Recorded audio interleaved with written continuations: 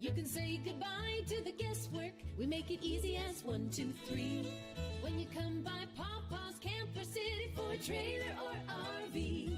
Hey friends, Pawpaw's Campers in Picayune is not that far from where you are. Only 35 minutes from the Hattiesburg Pine Belt area and the Mississippi Gulf Coast. Make that short drive to Picayune and you'll be glad you did. Whether it's a new or used trailer, fifth wheel, or motorhome, Pawpaw's Campers has you covered. Check out Pawpaw's inventory at rvbestprice.com. That's rvbestprice.com. Pawpaw's Campers, having fun, selling fun. Pawpaw's Campers and Cars, that's all you need to know. Great service, great price, now isn't that nice? You're gonna love the way we deal. Pawpaw's Camper City in Picayune. Yeah, boy. Yes, sir, yes, ma'am. You're gonna love the way we deal. That's a good RV, Pawpaw.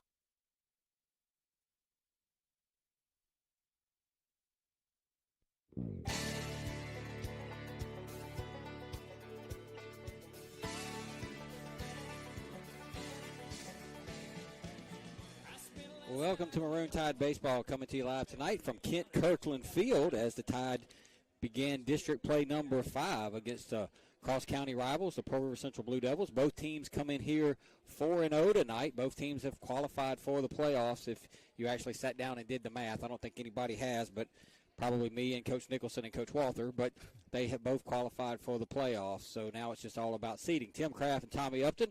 Tommy, good to have you back, and another night for baseball. A little warm today, but not too bad. Yeah, it is. It's warm for spring. It's beautiful for summer, so I guess we're kind of somewhere in the middle. But overall, very nice night for baseball. It says it's about 79 degrees here tonight. Beautiful crowd, outstanding crowd here from both sides. A little bit of breeze blowing in from, I'd say, from right to left, maybe leaning a little bit more from right to center. But Maroon Tide has taken their infield. Pearl River Central is about 3/4 of the way taking their infield tonight. Timmy, looking forward to another good game. Yeah, the Tide come off that emotional 8-5 roller coaster victory over Long Beach on Friday night, and it really was a blessing that we didn't play Saturday because I think everybody was just completely mentally exhausted from that game. Yeah, no doubt about it. We had that game put away a couple of different times, let Long Beach come back and tie it up on just some crazy, weird plays that you don't usually see many of those the whole season. We saw 3 or 4 of them in one game. So kind of a weird night, but Maroon Tide rallied late. I was impressed. I was disappointed that we kind of let that game get away from us earlier, but I was impressed that we kind of stayed the course. Excuse me, and finished the game. I don't know that we could have finished that game 2 years ago. I think we would have probably given up and rolled over. But this team has learned really not to give up, and they're going to play you the full 7 or 9 or 10 innings or whatever it is. They're going to play it and see how it plays out. And they're doing it, Tommy. We beat this drum for 2 years, but we're still doing it with a lot of youth. I mean, now with the injury to Morgan being out for the rest of the year, we're rolling 5 juniors and 4 sophomores out there every single game. And, Long Beach came into that game with 8 starters that were seniors. And, so not only are we doing it, but we're doing it with young guys, but young guys who've played a lot and still have a lot more baseball to play together after this season. That's right. Yeah, and you could also make the argument that our juniors probably have more playing time than Long Beach seniors that they have. These guys are 3-year starters. So, yeah, they are still young. They are still learning, but got a lot of baseball under their belt and looking forward to quite a bit more as we finish out this year and next year. So Pearl River Central comes in. They won the district the last 2 years in a row. Picayune won it in 2019. There was no district winner in 2020. Pearl River Central won it the last 2 years. They're 4-0 this year, with a no surprise. Picayune's 4-0 this year. So both teams have made the playoffs. So now it's just about who's going to win the district and get that number 1 seed. And there's a couple of schools of thought. And I've even talked to Coach Nicholson and Coach Walther at PRC, who's a good friend of mine, about this. Would you rather be the 1? Would you rather be the 2? And I think in most years, both of them have told me in the past, we'd rather just be the 2 so we can keep playing, and that way we don't have to try to schedule a couple of games during a week where we're off. We want to keep our guys going. But, Tommy, this is a weird year, and you may not know this, but the way the bracket sets up this year, the 2 seed from District 7 is going to play the 3 seed from District 8. and the 3 seed from District 7 is going to play the 2 seed from District 8. So that means whoever finishes second in this district is most likely going to play George County, Van Cleve, or Gaucher in the first round of the playoffs. So it's not exactly the cakewalk that you sometimes get when you play one of the other districts. No, we've talked about that before. Really, the 5A in the South is pretty tough on both sides of the districts, especially on that other side. Those guys are pretty well built from top to bottom. So it really doesn't matter, honestly, which one of them you pick. You got to beat them all. You know, we've played them this year, and all of them are pretty good. So, yeah, you're right. It doesn't drop off. It's not a big drop-off between 1, 2, 3, and 4. And if you get the 1 seed in this district, you actually avoid playing that region altogether, and you're going to play somebody that comes out of either Region 5 or Region 6. Not saying they play bad baseball up there, because we saw a good West Jones team and a good South Jones team last year, but you don't have to play one of those guys. And so this year there's a little extra incentive to get that 1 seed, I believe, just because of who you would have to face in the first round. That makes sense. Certainly does. So both teams have had their infield. We're going to take a little break. They'll have their meeting at the mound. We'll take at the plate. We'll take a few minutes here. We'll pay some bills. I'll come back. I'll give you the lineups, and we should be ready for baseball here in just a few minutes. You're listening to Maroon Tide Baseball, WRJW, 1320 AM and 106.9 FM.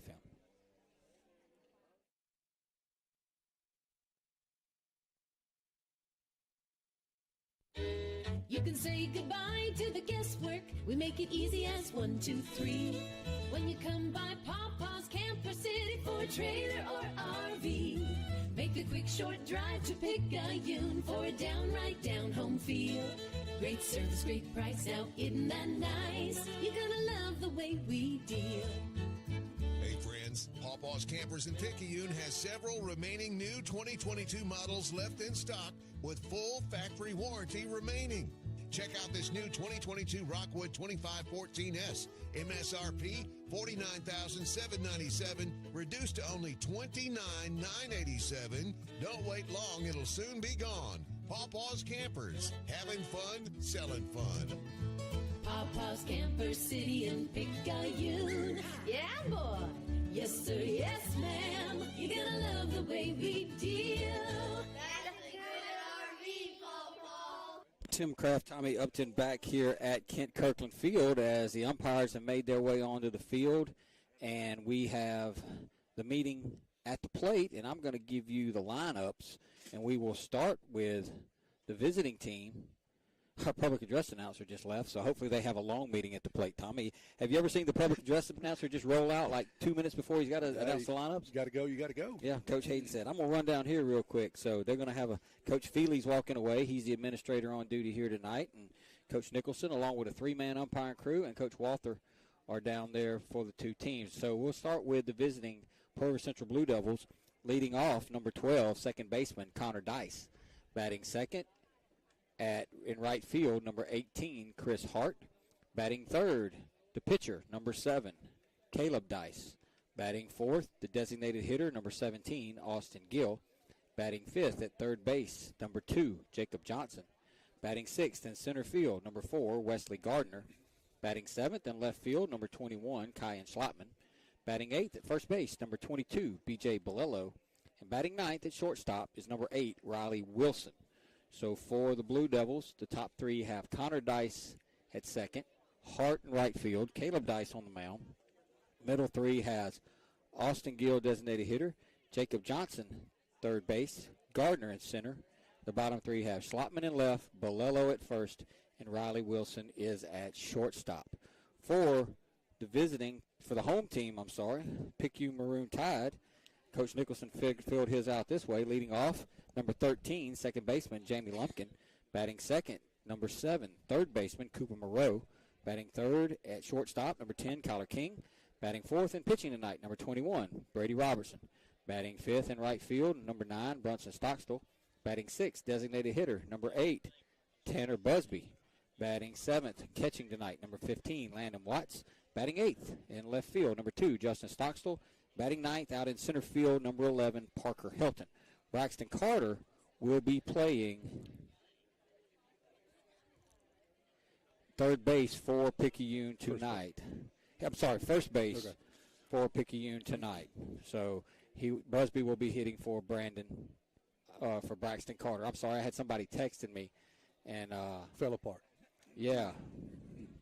So that is the way that the two teams line it up. Tommy, a little bit different lineup for Picayune. Justin Stockstill got moved from the leadoff spot back down to the 8 hole now, as Jamie's going to resume his spot at the top of the lineup.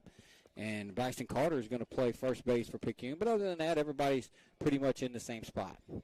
Yeah, that is a little bit different. Defensive alignment, I don't know that we've seen it this year yet, but it's still a little early after Morgan's exit, so we're trying to figure out that first base spot over there, especially when Brady is pitching.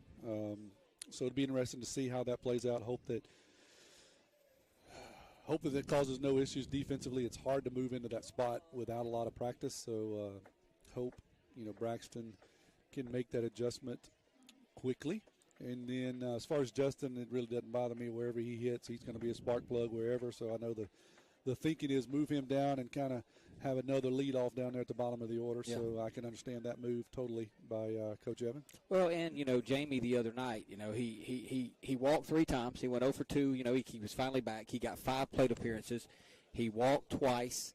He was 0 for 2, but in that 5-5 game on that strikeout that they ended up throwing down to first base and the first baseman didn't make the play, Jamie with that heads-up base running, he scored easily from second. That's right. And, he just provides you that spark plug that you need like we talked about. That's right. Yep. No, we have definitely missed him at the top of the order, not only for his ability to get on, but also just for a smart and aggressive base runner. He's going to put a little pressure on you no matter what's going on. He's not afraid to get a good lead, not afraid to read a ball in the dirt, and not afraid to go when you're supposed to go. So that's a good example of it.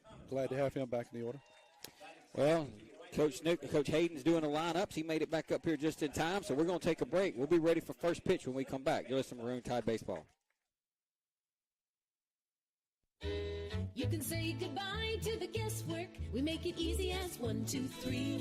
When you come by Papa's Camper City for a trailer or RV, make the quick short drive to Picayune for a downright down-home feel.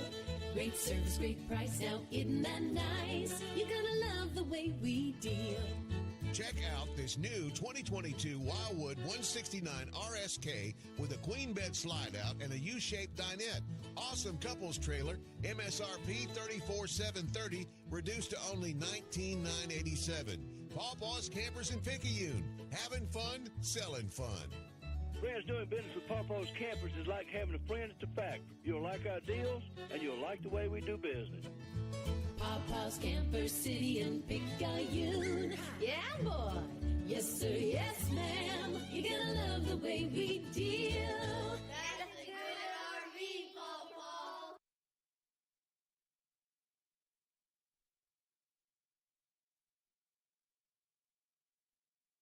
Pearl River Community College has been providing a quality education to the people of South Mississippi and beyond for the past 110 years. If you or a family member is an alumnus of this great institution, we invite you to support future PRCC students through the PRCC Foundation Scholarship Program. Honor or memorialize a loved one or identify your support for the college by creating a scholarship through the PRCC Foundation with your tax-deductible financial gift. Call Delana Harris with the PRCC Foundation office at 601-403-1191 and make a financial investment in a young person's future at Pearl River Community College.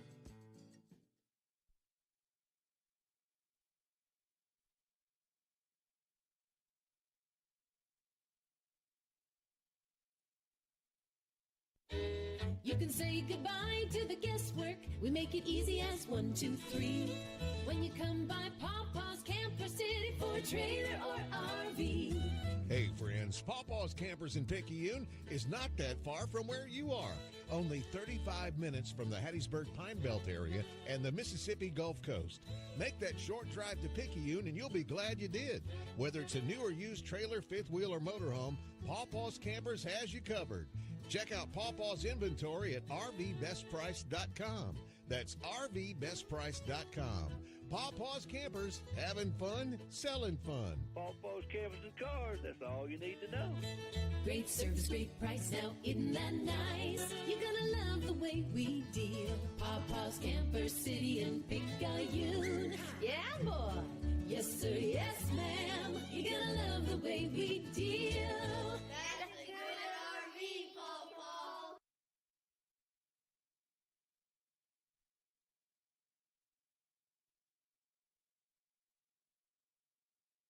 Are you or someone you know looking to take your education to the next level? Pearl River Community College can help. Whether you're looking for a true college experience or you want to jumpstart your career, Pearl River has you covered. PRCC strives to remain affordable and accessible to help you regardless of where you are on life's journey. With face-to-face, hybrid, and online courses, Pearl River meets you where you are. Visit prcc.edu/admissions or call 601-403-1000 to rise with the river.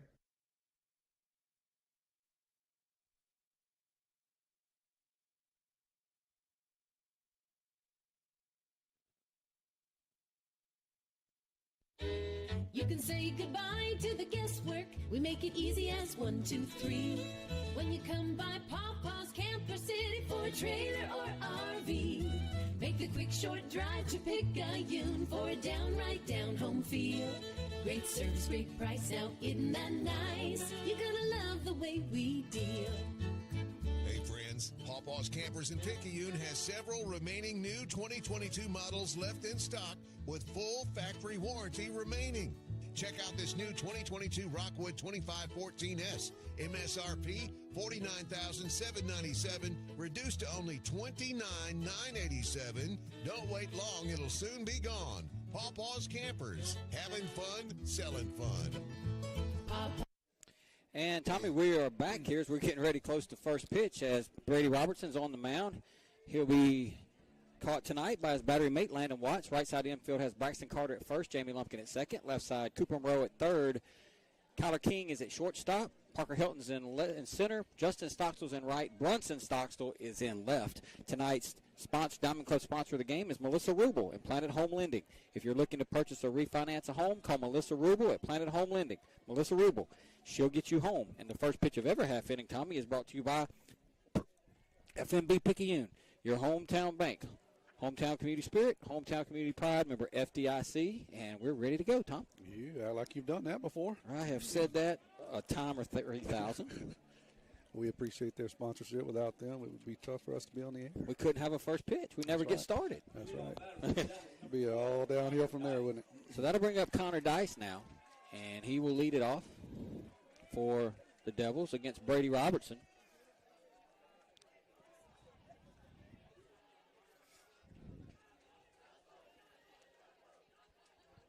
See Coach Dean Shaw rolling in. And Brady's pitch is going to be inside a ball. 1 ball, no strikes. Connor showed bunt, pulled back, took a fastball in the inner half from Brady.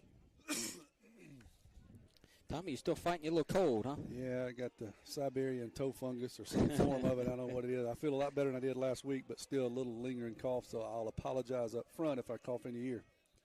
1-0 pitch is going to be a called strike from Brady. In the inside corner, 1 ball, 1 strike. Dice showed bunt the first 2 offerings from Brady. Brady likes to work fast. Connor a little slow to get back in there. Here's the pitch. Called strike 2 on the outside corner. That's a good breaking pitch there. Brady got a little something extra on it, running up there 87 on that first pitch, Timmy. Here's Brady's 1-2. He's going to step off. Lots of nerves to start a game like this. Just a good thing for a pitcher to do, throw through pitches and just settle in here. Swing and a miss by Dice, and Brady got out of the strike zone. That'll be the first out of the inning. Started him off with 2 good fastballs, 86, 87 respectively, and then came back with 2 really good breaking pitches outside of the zone. Got Dice to chase on that. Good start for the Maroon Tide. Connor, I want to say about Connor Dice, a really good friend of Morgan. He was one of the first people to come up here and greet Morgan when Morgan showed up here today, sat down beside him and talked to him for a little while. And here's Chris Hart. He's going to take a called strike. Hart's one of my favorite players, Tommy. He's a kid that's a soccer player, and he plays on a team with Morgan and Connor Dice and Brady and Tanner and Kyler and all those boys in the summertime, Jamie. And he's a kid that Morgan says, I hate Chris Hart. I said, why? He said, that dude can't play baseball for 6 months, and then he just shows up at the first game and finds 4 barrels. He said, I've been taking BP for 3 weeks. I go over. Chris comes out and finds 4 barrels. I don't know how he does it. That's a lot of talent. Swing and a miss by Hart, and that'll be the second out of the inning. And he don't hate Chris Hart. He loves Chris Hart, but it was a figure of speech. He just said, he said, I don't get it. He said, that dude can go play a soccer tournament. So that dude can go play a soccer tournament, play 4 games of soccer, show up and play 1 baseball game, go 4 for 4. Yeah, if you got it, you don't ever lose it, I guess. And that sounds like the way he is. But he struggled with Brady right there. Brady showed him another good breaking pitch off the plate, got him to chase. Here's Connor Dice now. And he's going to take up a ball. And Brady fell off the mound and did a little trick. Yeah, did a roll and like somebody was shooting at him. Yeah, I thought it was a ball. It was a ball. That was interesting. I thought maybe he got shot by a sniper. It was the same way. He just folded up, and I don't know what he tripped over, but he looks to be okay. How they teach you to run and dive and roll? Yeah. That's what he did. He got it all down there, Pat. Here is the 1-0 from Brady to Connor Dice. Swing and popped up. And Kyler's going to call Jamie off, and Kyler's going to make the catch. And that's a 1-2-3 inning for Brady as he gets the Devils in order. Here in the top of the first, we'll head to the bottom of the first inning. PICU nothing, PRC nothing. You're listening to Maroon Tide Baseball.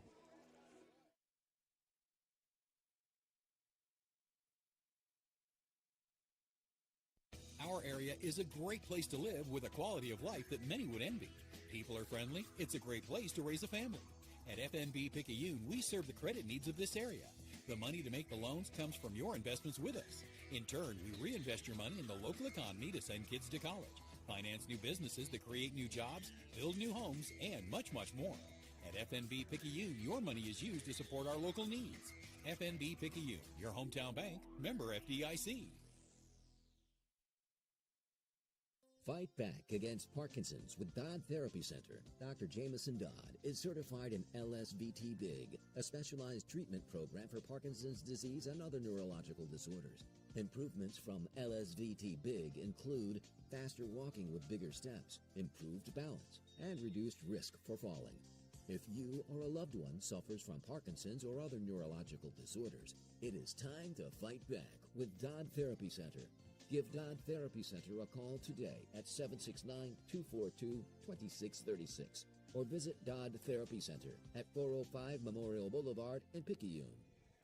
Connor Dice getting in his warm-up tosses. His battery mate tonight will be number 20, 23. My bad. That's 23, right? 23. Sam Tuminello. Yep. The right side of the infield will have B.J. Bolello at first, Caleb Dice at second. The left side will have Jacob Johnson over at third. Riley Wilson is at short. Wesley Garner is in center. Kai Schlotman is in left. Chris Hart is in right field. Tommy, talking about some of these kids that play with our boys in the summer that's out there right now. You got Chris Hart plays with them, Connor Dice, Jacob Johnson. Those 3 play with our boys in the summertime. Good people, good families. We enjoy it. Oh, I got you turned down, Tommy. Again. Again. Yep. That's okay. I was probably coughing, so that's good. First pitch of every half inning brought to you by FNB Picayune, your hometown bank, where they are Picayune proud. Stop by the main branch and see Mr. David Himmeter. And that's a ball upstairs to Lumpkin. 1 ball, no strikes to Jamie. Jamie's going to hit a chopper towards shortstop. Wilson's going to field, throw over, and that'll be the first out of the inning as Lumpkin grounds out to Wilson. Got a good Sunday hop right there, Tommy.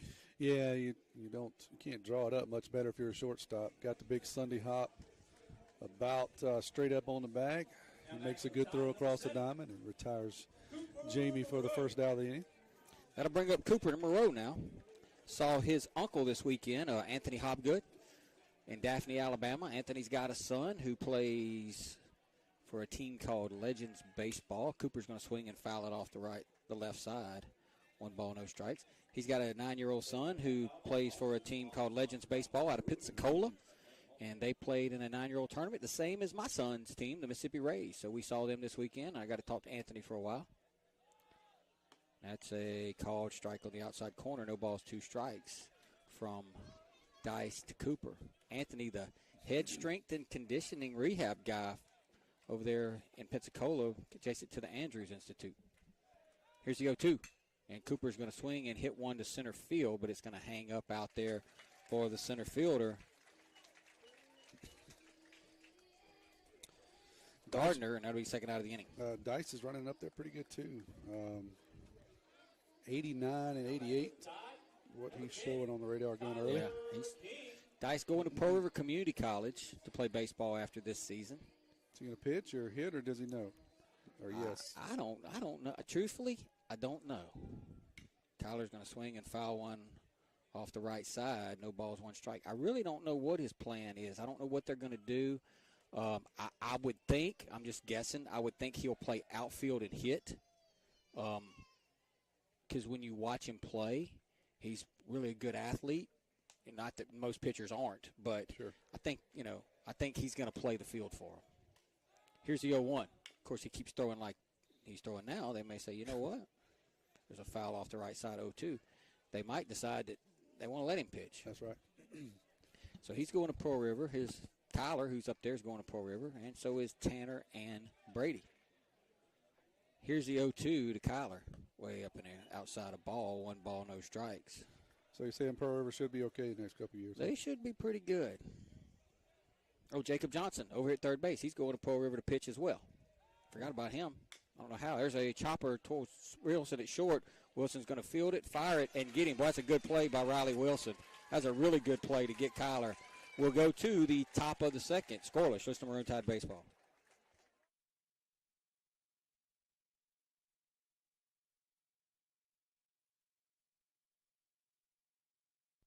Dr. Hermaine Almonte, Chair of Surgery and Trauma Medical Director, Highland Community Hospital. Over the last 10 years, the Highland Surgery Department have grown exponentially. We have been able to add multiple services to our surgery department, which includes urology, general surgery, advanced laparoscopic surgery, ENT, as well as ophthalmology. Highland Community Hospital, here when you need us most. For more information, go to highlandch.com.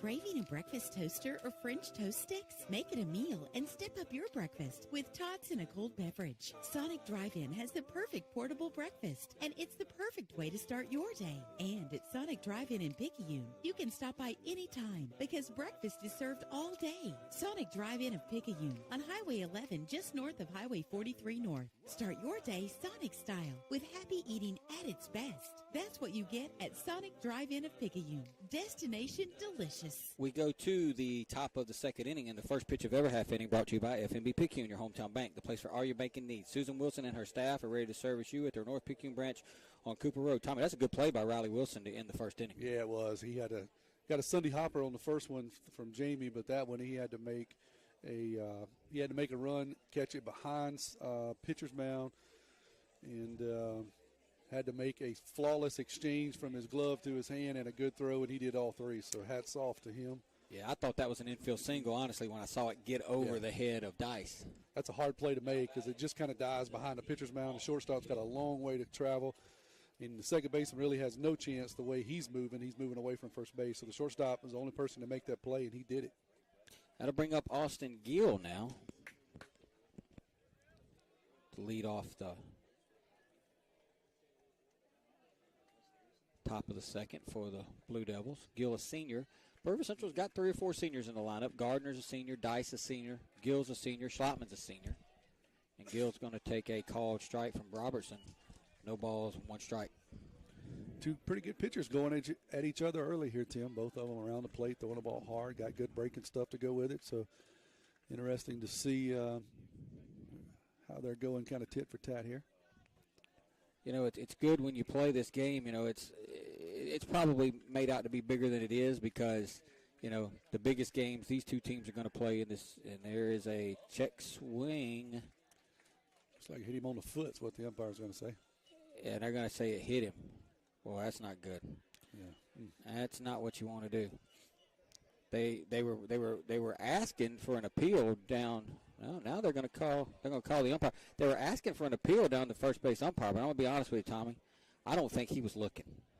Yeah, well, he made the safe motion, which is generally not. He didn't swing, but he did not. I think the umpire was asking, did he get hit or not? So that's what they're going to kind of get together now and talk about. It's hard for us to see. We're straight behind home plate, and they're going to call him back. They're going to make him back. So interesting. So they're going to bring him back. Austin doesn't seem to be complaining too much. Yeah, that's one of them. You go to first base, and if they let you stay there, then you won. If they make you come back, then no harm, no foul. But it's 1-0, and he'll step back in the box. So not much of an argument from Coach Walther either. I think everybody knew the gig. Good job by the umpire crew of getting together and figuring it out. So I think the count should be 1 ball and 1 strike then, right? Oh, 1-1? I think, yeah, 1 ball, 1 strike, because the first pitch was a called strike. Got it. That pitch was a ball. Well, at least they got together and got it right. That's right. That's what matters. Or if they didn't get it right, they got a consensus. That's right. And Brady's asking for time, and I don't know what's going on. Him and the home plate umpire are having a little chat now. Well, the home plate umpire was doing the talking. Yeah, I don't know if Brady's wanting to work quickly and he's getting held up. That's going to be down a ball, 2 balls, 1 strike. Brady, I thought he pitched a little bit too emotional last week against Long Beach. He had a couple of innings there, so he just needs to calm down. That's right. You can't show emotion as a pitcher. It's hard to do, but you can't. That's going to be down a ball, 3 balls and 1 strike now. Brady tried to come inside twice, missed both times. So now it's going to be 3-1 from Brady to Austin Gill. And he misses outside. So after all of that, Austin ends up at first base anyway with a leadoff walk. And you know what leadoff walks do, don't you, Tommy? They do an awful lot of scoring. Awful lot. Going to bring up Jacob Johnson now. He is going to Porter Community College. He was, when Morgan got here and got on his crutches and sat down behind home plate for the JV game, Jacob Johnson and Connor Dice were the first 2 folks to come over and sit down and talk to him. They sat with him for about 15 or 20 minutes, reminiscing about the old days, I guess. Here's Brady's pitch to Johnson, and that is going to be a ball. 1 ball, no strikes. I think Brady wanted that one. Yeah, it must have been a little bit down. Looked good left or right. Looked like it was just a little bit down maybe. What the umpire said. Well, you can't say much about the air tonight. It's just a beautiful night, great crowd. Brady's going to throw over, and he's going to throw it, and it's going to get away from Braxton Carter, but not far enough for any advance. They had Gill leaning, but he read it pretty quickly and got back, and Carter, the ball tipped off his glove, but not far enough for any advance, so no harm done. It'll be 1 ball, no strikes to Johnson. That's where the Blue Devils love to put a little pressure on you here. They like to play small ball. So interesting to see. Looks like I wouldn't think that they would bunt with Johnson here, but never know. Coach Walters asked his guys to do different things. Here's Brady's 1-0 to Johnson. And that's down a ball. 2 balls and no strikes. And do you feel like Brady might be getting squeezed a little here, Tommy, or are those pitches missing? It's hard to see. Left and right, they're good. You know, we don't have a good look up and down, but a little hard to see, honestly. Here's the 2-0. That's going to be down a ball. 3 balls and no strikes. That wasn't real close. So don't get frustrated. That's one thing that you talked about, Brady. He'll get frustrated. Plays with a lot of emotion. But and that's not a bad thing all the time. That's right. That's right. It's not a bad thing. But you got to bottle it as a pitcher. You can't show it. Here's the 3-0. And that misses. Nope, that's going to be called a strike. I think that was the 3-0 strike there. Yeah. Looked a little up. So maybe he's going to give the high strike and not the low strike. Maybe that's his game plan. 3 balls, 1 strike from Brady to Johnson. We need a pop-up right here, Tommy. That would be nice. Oh, boy, we caught a break. Johnson acted like he was going to swing, and they're going to say he didn't go. And that'll be ball 4. And that'll be a walk. I thought Johnson offered at it. They do appeal down to first. First base umpire says no swing. So that's going to draw a conversation by Coach Evan, or trip out to the mound. And I think this is warranted here. Brady was locked in that first inning, Tim, and I think he got a little frustrated. I don't know if the umpires kind of forcing him to slow down a little bit or what, but he got a little frustrated. Well, he got ahead of Gill, 1 strike, and then the second pitch was debatable whether it hit him or not. But then the umpire had something to say to Brady on the 1-1 pitch. I don't know what he said, but he had his mask off. He was talking to him. You saw him. Right. And then ever since then, Brady's been a little out of the strike zone. And now with Wesley Garner coming up, the bunt's in order. Coach Nicholson is giving the stare of death to the home plate umpire. Yeah, that's the old stink eye. So we don't know what was said. If I had to guess, it was something about Brady working fast. He works quick. He's not quick pitching people. That's just the way he works. It's fast. So I don't know if the umpire told him, hey, slow down a bit. But for whatever reason, got Brady a little rattled. So I think that's a good trip by Coach Nicholson to do nothing more than to slow his left-hander down just a little bit. Speaking of slowing down, this umpire is, it's taking him 20 minutes to write down this mound visit. Yeah, he's doing his part to slow Brady down. We spend more time waiting on him tonight in the first 15 minutes of this game than anything. He ain't moving at a big pace.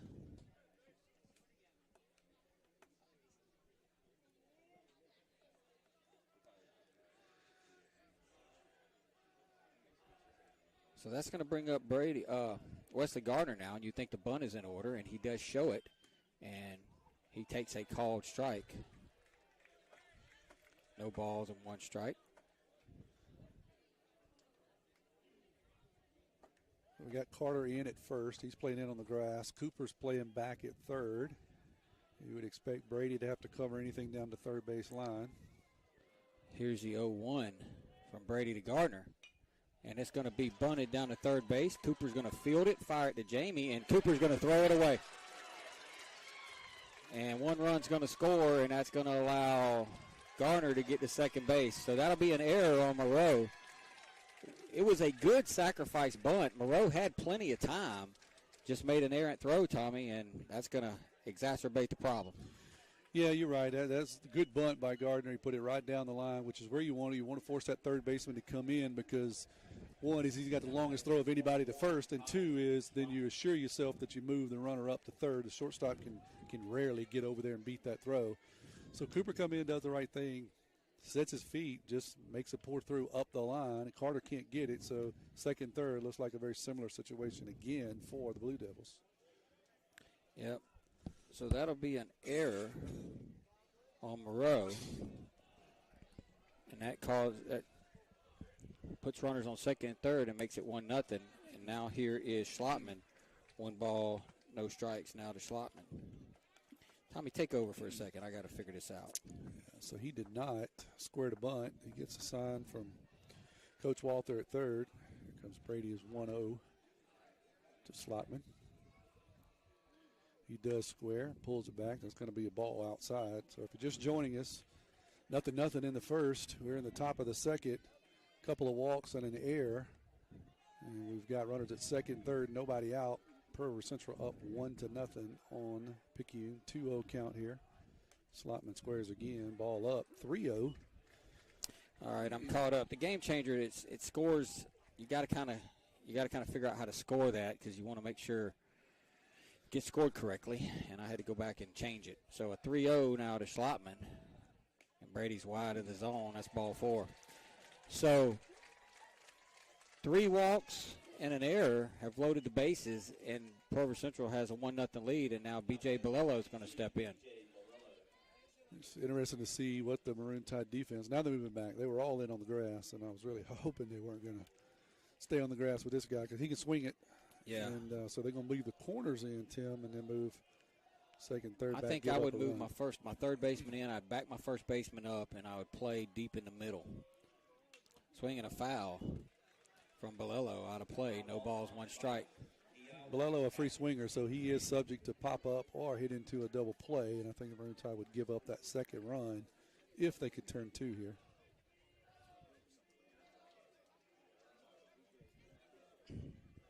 So here's the 0-1. Swinging a foul back. No balls, 2 strikes.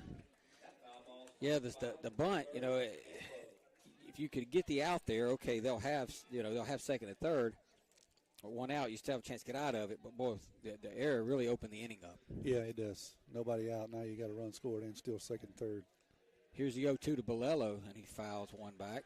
It'll stay 0-2. So Brady had a really good first inning, Tommy, and the second inning struggled with his command a little bit.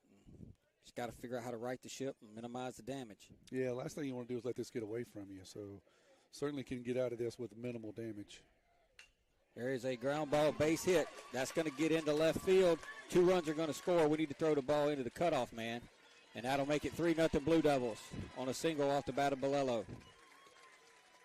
Well, Bolello does a good job of hitting there. He takes a pitch. It was not too bad on the inside part of the plate. Drives it between the 5-6 hole. Out into left field. 2-run score, as you said. And still got runners on first and second. And Wilson will be bunting, I'm sure.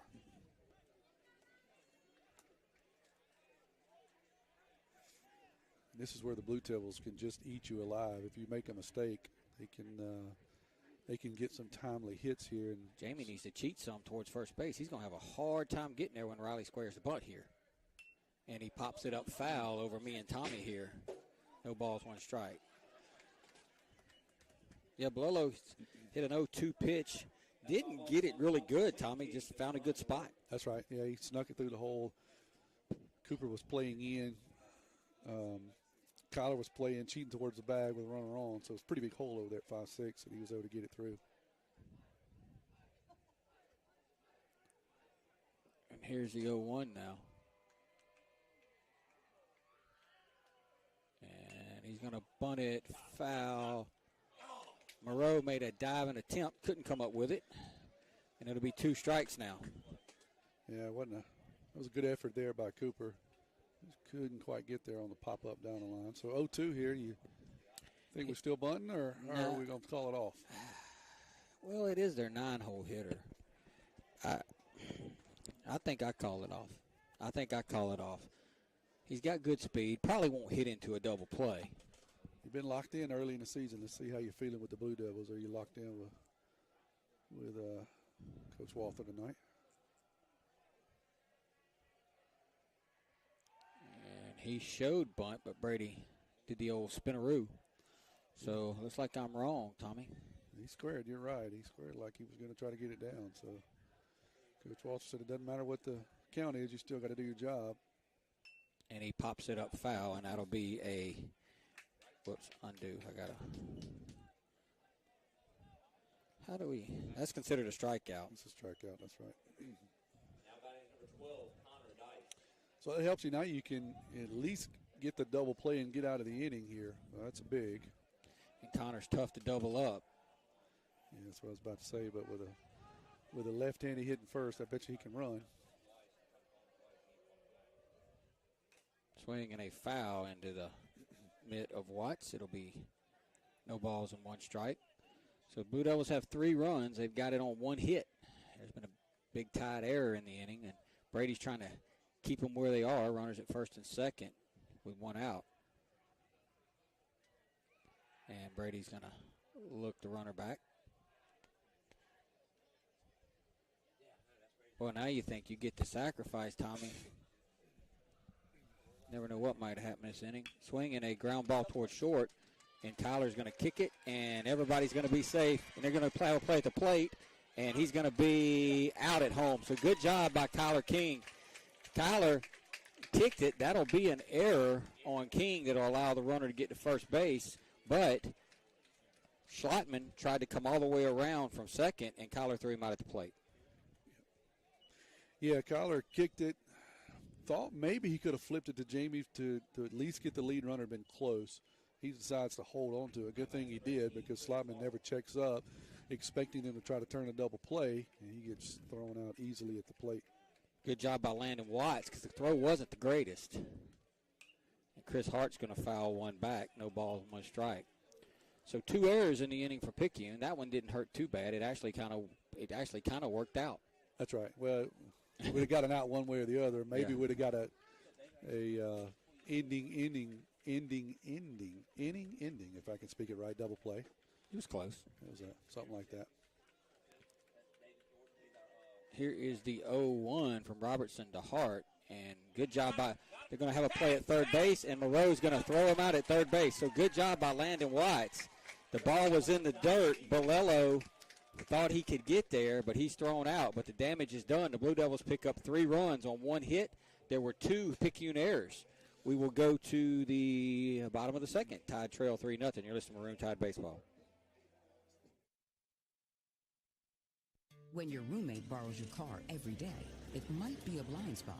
And if something bad happens to your expensive collection of anything, it could be a blind spot. Even having people over to jump around on your trampoline. Yep, it also might be a blind spot. Blind spots are all the surprising things that might need more coverage that you weren't aware of. Good thing Allstate agents can help you find those blind spots while watching out for your wallet. Agent Jason Pyatt has offices in Poplarville and Picayune. The river is rising. Make sure you have the right coverage. Give the Pyatt Agency a call today. 601-798-7005. Subject to terms, conditions, and availability.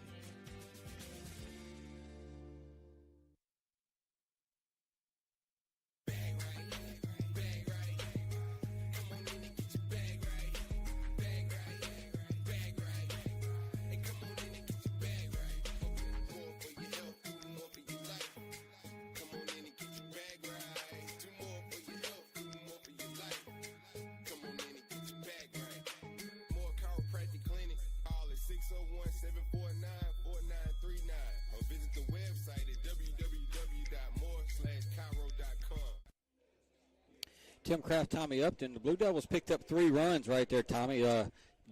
Gifted 3 runs, but they got to feel like they run themselves out of that inning. Yeah, they did. Two aggressive plays there. Tried to score on a ball that was potentially a double play. Got thrown out pretty easily there, and then that time, ball in the dirt, they read it. Good job there by Landon and keeping the ball in front of him, making a good, strong throw to third, and that really wasn't close over there. And here's Brady Robertson now to lead off the bottom of the second. Tommy, the first pitch of every half inning brought to you by FNB Picayune, your hometown bank, where they're Picayune proud. Stop by the main branch and see Mr. David Hemmeter. I think I missed that read the last inning. We'll get it twice here. Brady's going to swing and foul it back. 1 ball, 1 strike. So the Tide will be in action again on Friday night as we make the trip to Carrier to play the Blue Devils. And then no game Saturday for the Easter weekend. And then back at it in district play again next week. That's going to be upstairs a ball, 2 balls and 1 strike. West Harrison and Long Beach are playing right now, Tommy, and what's going to be 2 pretty big ball games this week. That's right. Yeah, that'll determine the first, second, and third this week. Should play out.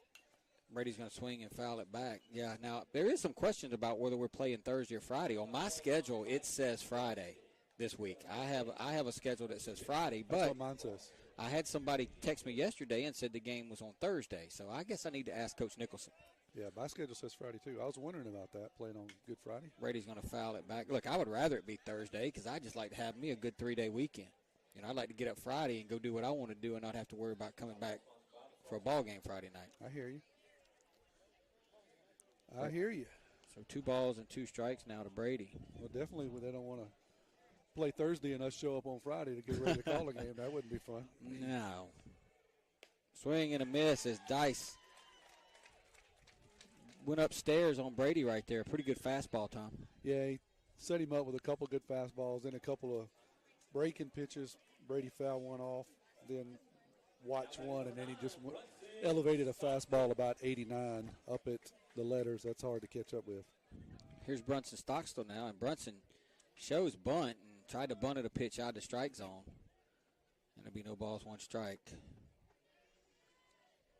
I know what we can work on in the fall. In the off season, you kind of watch these games. Bunting and bunt defense is something we can really get better at going into next year because we bring everybody back. Swing and a miss, no balls, 2 strikes to Brunson. All right, you going to run those practices, Coach Evans? No, I'm just going to suggest it. I'll critique them. There you go. Swing and a miss for Brunson as he liked everything Caleb threw up there. Yeah, he was interested in all of it, wasn't he?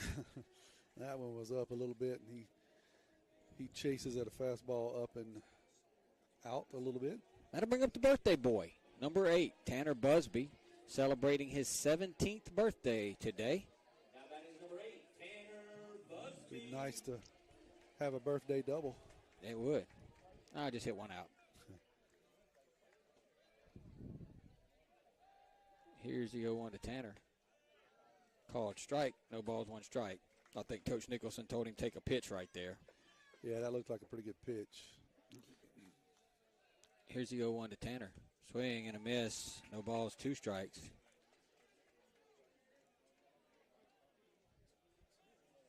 Good crowd here tonight. Good atmosphere. Saw new AD for Pearl River Central, Miss Mandy Mitchell. Fouled off. I don't know what she sees in Greg. Can't figure that one out. If anybody knows, text me 601-273-0649. Now, I love Mandy and Greg. Good people. Their boy Trayton, same age as Morgan. He plays basketball for Pearl River Central. And then they've got Roman, who plays baseball at Pearl River Central.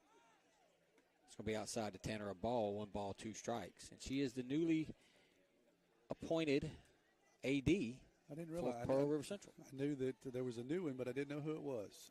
Swing and a miss by Tanner, and that'll do it. No runs, no hits, no errors, none left. We'll go to the third. Blue Devils 3, Maroon Tide nothing. Just Maroon Tide baseball.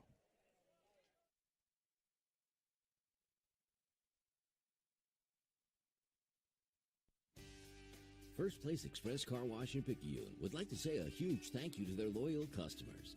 First Place Express Car Wash is happy to serve their local community with 2 locations, Highway 11 North just past Coast Electric and on Highway 43 South just a quarter mile east of I-59 at Exit 4. First Place Express Car Wash is locally owned and operated. You know they'll treat you right. Choose from any one of their car washes. Sign up for their monthly wash club starting as low as $20.99. Why do it yourself when you can let First Place Express Car Wash do it for you?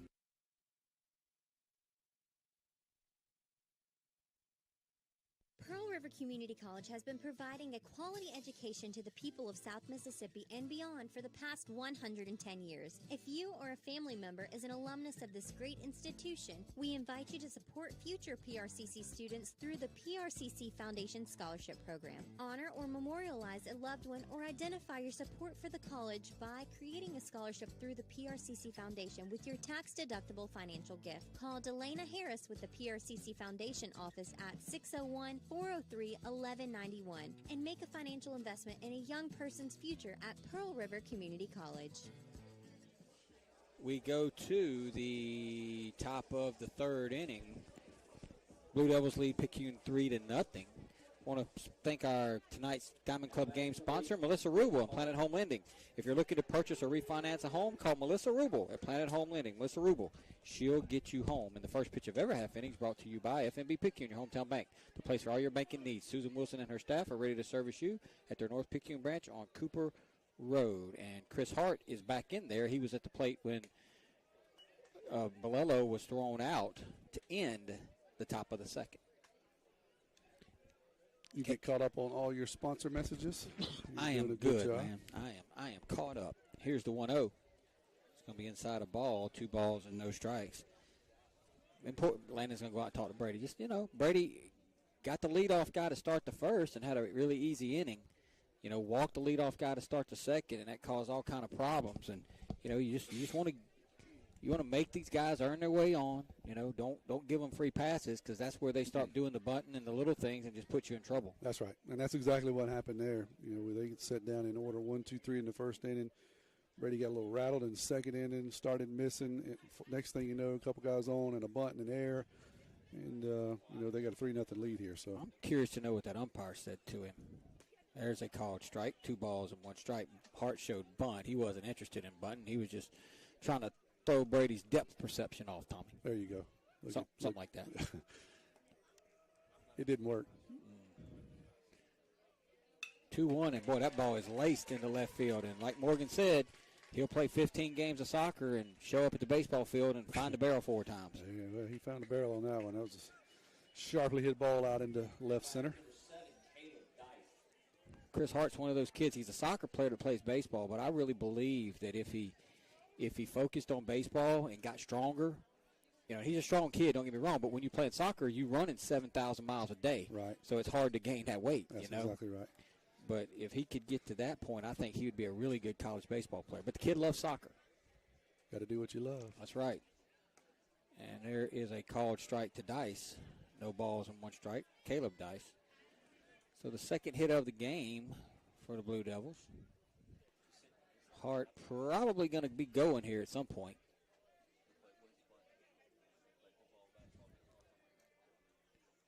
Oh, that's a good breaking pitch. Called strike. Nasty there. No ball. Brady seems to be locked back in here in this inning. Just don't want to leave one out over the plate right now. No, this kid can hit it. Here's the 0-2 from Brady to Caleb Dice. Outside a ball, 1 ball, 2 strikes.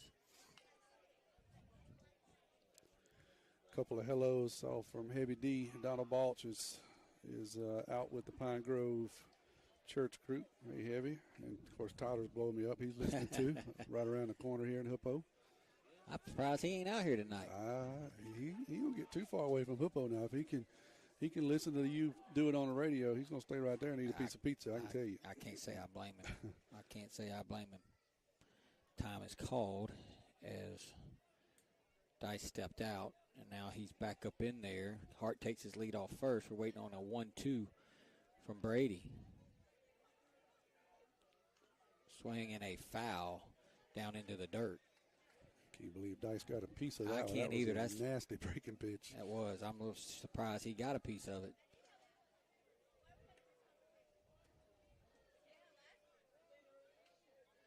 It's a big at bat here if you could put this kid away. Tough out, though. And here's going to be a throw over. Braxton Carter catches it, not close. Coach Seth Hayden, give us, when you get a chance, fill us in on the spring game. Picayune spring game should be coming up soon. Yeah, we got 9th grade game coming up. Also, varsity game coming up. So 9th grade's going to be playing D'Iberville on April 21st. 9th grade spring game against D'Iberville at home on April the 21st. And that ball gets behind him. They're going to have a play at second base. Watts throws down, and they're out. Wow. Chris Hart is gunned down at second base. That ball got away from Watts, but he got a good care of him. I don't think Hart saw it get through the wickets of Watts, and Watts threw a laser down there, Tommy. He did. That's one of the benefits of having this brick backstop is the ball bounces right back to him. And, yeah, Landon got a great bounce and then threw a P-rod down to second base. 2 balls, 2 strikes now. Here's the pitch, swing, and a ground ball foul. And I think its count stays 2-2. Coach Hayden's got 1 and 2 on the board, but I'm pretty sure it's 2 and 2. He was jibber-jabbing over here about football, and I think he missed. Got excited. Yeah, he missed a pitch. He got excited. So we got 9th grade on the 21st. Is that what you said? 9th grade spring game against D'Iberville, and we'll get the specifics here in just a minute. It's going to be outside a ball, and I think it's 3 and 2 now. Let me see what the umpire says. Yes, it's 3 and 2. 3 balls, 2 strikes. Coach Hayden's talking about free safeties. Yeah, he's gone. He's in another land, dreaming of those warm August nights. Here's a 3-2 to Dice, and that's going to be a tough play for Kyler, but he's going to make it pretty easy, throw it over, and that'll be the second out of the inning. Kyler got under that ball at its highest point, was able to make it a lot easier on himself than it had to be. Yeah, it was a big chopper right over the mound.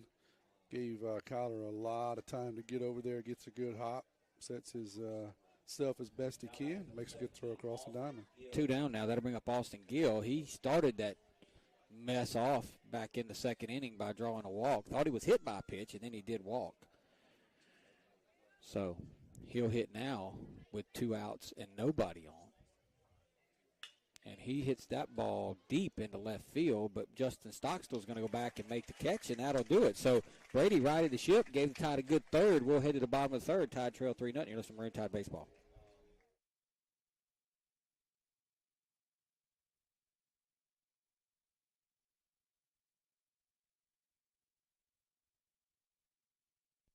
When it comes to your vision, you can never be too careful. Dr. Lori Blackmer and Dr. Mark Hoto at Picayune Eye Clinic will ensure you to get the professional service they have been known for the past 30 years. The goal of Picayune Eye Clinic is to help you have perfect vision and to be able to see the things you've been missing. Picayune Eye Clinic takes most insurances. Give them a call today at 601-798-4182 so you can begin to see things more clearly. Picayune Eye Clinic. You will see the difference.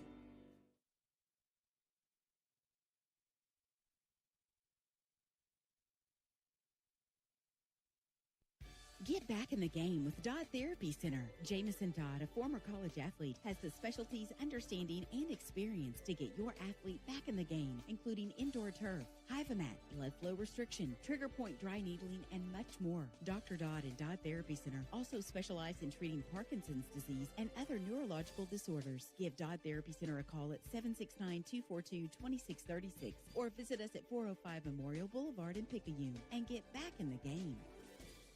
We go to, somebody just threw something up here and hit me. Uh-oh. We go to the bottom of the third. Landon Watts is going to take a called strike. The first pitch of ever half inning brought to you by FNB Picayune, your hometown bank, where they always put you first. Stop by the South Branch on Memorial Boulevard and see Tracy Acker for all your banking needs. There's a ball, one strike to Watts.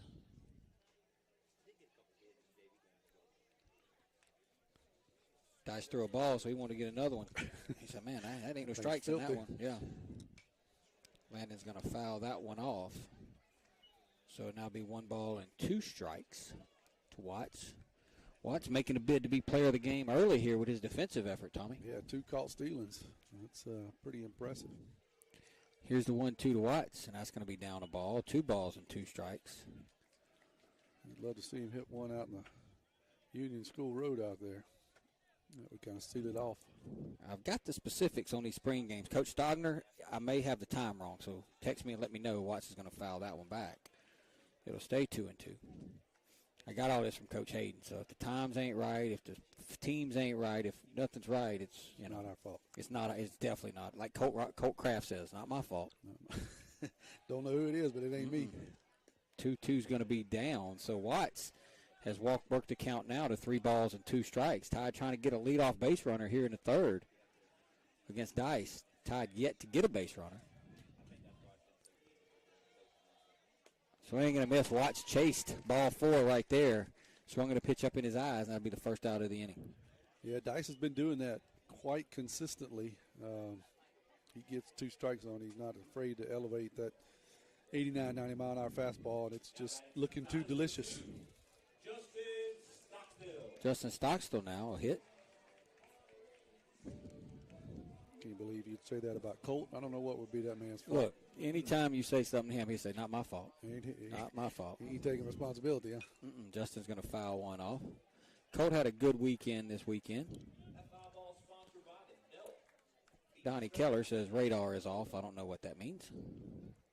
No balls and 1 strike. It can't be because it's right behind home plate, unless you mean it's off like not working. And that's a called strike. No balls and 2 strikes.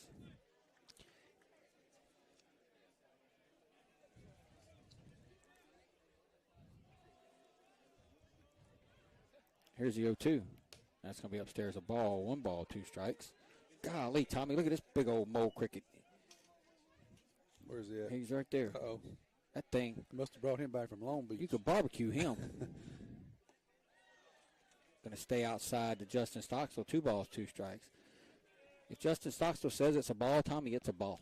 He's going to get a good look at it, I guarantee you. Yep. So here's the 2-2 now from Dice to Stockstill, swinging another foul off the left side. So the 9th grade spring game, April 21st, 6 o'clock against D'Iberville. But prior to that game, somewhere between 5 and 5:30, there'll be a maroon and white 7th and 8th grade scrimmage. So you want to get there early, around 5 o'clock, so you can catch all that. Justin's going to foul off another one. Because you can get the 7th and 8th grade maroon and white scrimmage. They'll take the 7th graders, 8th graders, they'll split them up, gives half of them maroon jerseys, half of them white jerseys, and get after it. Then the 9th grade at 6 o'clock, D'Iberville will come in, and we'll take them on in a 9th grade game. All the proceeds are going to go help pay for state championship rings. Swing and a miss, and that'll do it for Justin Stockstill. Is like Watts. He chased for strike 3 right there. Difference there was a good breaking pitch down in the zone, and he just couldn't lay off of it. So Dice is dealing fastballs and breaking pitches. Both of them are pretty nasty, honestly. That'll bring up Parker Helton now, and then we're going to have a varsity scrimmage on May the 12th against Slidell High School at Lee Triplett Stadium. Coach Hayden said 5:30. And Parker bunted right through that. I don't know how he missed it. Yeah, and Coach Nicholson's having a conversation with Parker because he missed something. Yeah, he was like, "How do you?" First of all, I think you missed the sign. Second of all, how do you miss that one? Because it went right between your hands and the bat. Yeah. No balls, one strike. So, football season is, it's funny because when you start thinking about heat, you typically don't think about football, but we do. That's right. Because we know once it starts getting hot, June rolls around. Here's you go one. Swing and a miss. June rolls around. That's football workouts. July rolls around. Football workouts. Teams starting to get ready. And August rolls around, and we play football. That's right. And in the peak of summer. That's going to be down a ball, 1 ball, 2 strikes. So I have never figured out why we want to start football in August. I don't understand that. We take the whole month of December off. Yeah. I know it's because of basketball. Well, I'm going to tell you what I think. Swing and a foul. Here's what I think. They want to have the state championship game played before the kids get out of school for Christmas. So they want to always play that state championship game the first weekend of December. I think the second weekend of December would be better, but the first weekend of December. Here's the 1-2. And Parker's going to swing and miss, and they're going to throw him out at first base. And that'll do it for Picayune as Helton strikes out. We will head to the top of the 4th inning. Tide trail 3-0. It's the Maroon Tide baseball.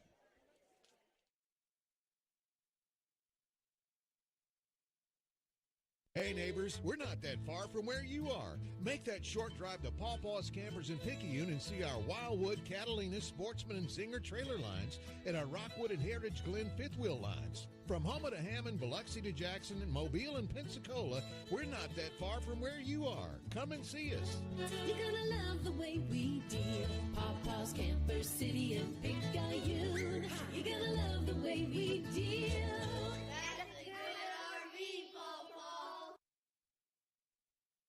Abby Turnage, lead mammography technologist, Highland Community Hospital. Mammograms are important because they help us do early detection.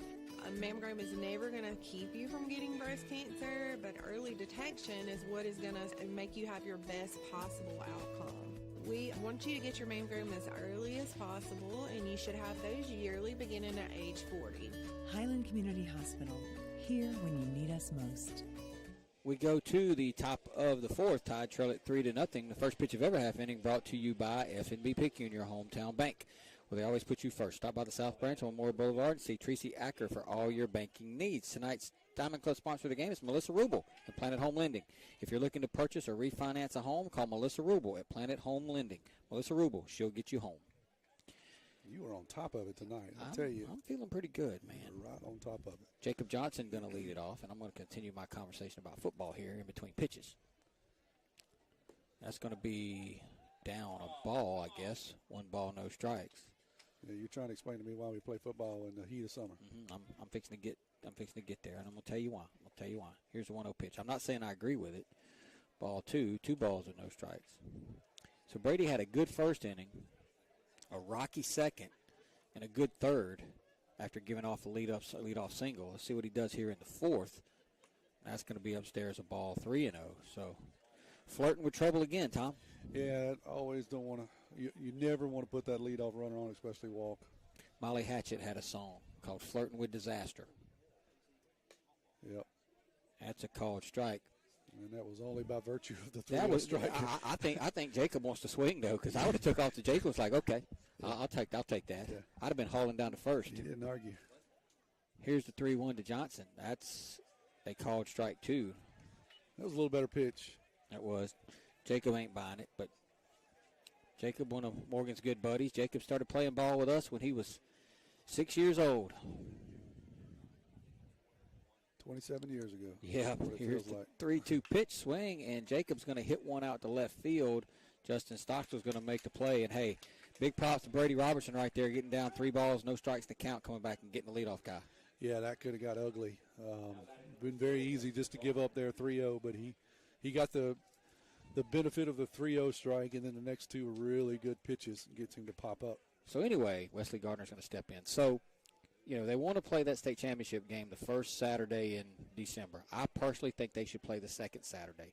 I know you can't play the third because all the schools are out. Gardner's going to swing and foul one down the right side. So I know you can't do it the third weekend because all the schools are out. But they want to play it on the first Saturday. The way MHSAA is set up right now, with the with the 6 classifications, you basically have 16 teams make the playoffs. So you got to have 3 weeks of playoffs, right? Because you're going to have the top 8 in the north, the top 8 in the south. So when you start that first week in December, here's the pitch, swing and a miss. When you start that first week in December, and then you back up 3 weeks for playoffs, and then you back up another 11 weeks for the season to start, it falls in August. Now, how do you solve that problem? I've got it figured out. All right. Here's the 0-2. It's going to be down a ball, 1 ball, 2 strikes. You move the game to the second week in December right off the bat. But now you're going to 12-team districts, but still, I'm sorry, not 12-team districts. You're going to 16 districts, right? Which means instead of 8-team regions now, you're going to have 16 regions. District region, same thing, right? Okay. So you're going to, instead of having 16 teams in the south, 16 in the north, you're going to have 12 in the south, 12 in the north. There's a ball, 2 balls, 2 strikes. But still, 8 are going to make the playoffs. So if you move it to the second week, back up 3 weeks, then back up 11 weeks, you could start the first Saturday in September and still get the same amount of games and still finish. There's a line drive caught by Kyler King for the second out of the inning, and still get the same amount of games in, right? But you don't have to start in August.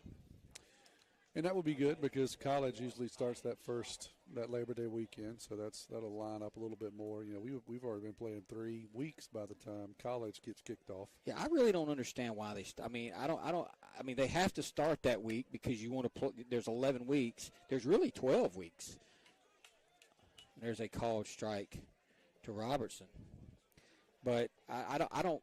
And if Coach Stogner can fill me in on this, why do we not play the state championship game the second weekend in December rather than the first? Swinging a foul off the right side. Because everybody's still in school on the second weekend.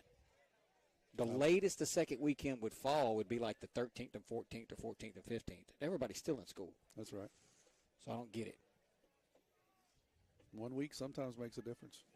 Here is the 0-2. Swing and a high chopper towards third. Moreau's going to field it, throw it over, and that will do it for the Blue Devils. They get no runs, no hits, no errors, none left. We're flying through. We head to the bottom of the fourth. Tide trail 3-0. Listen, Maroon Tide baseball.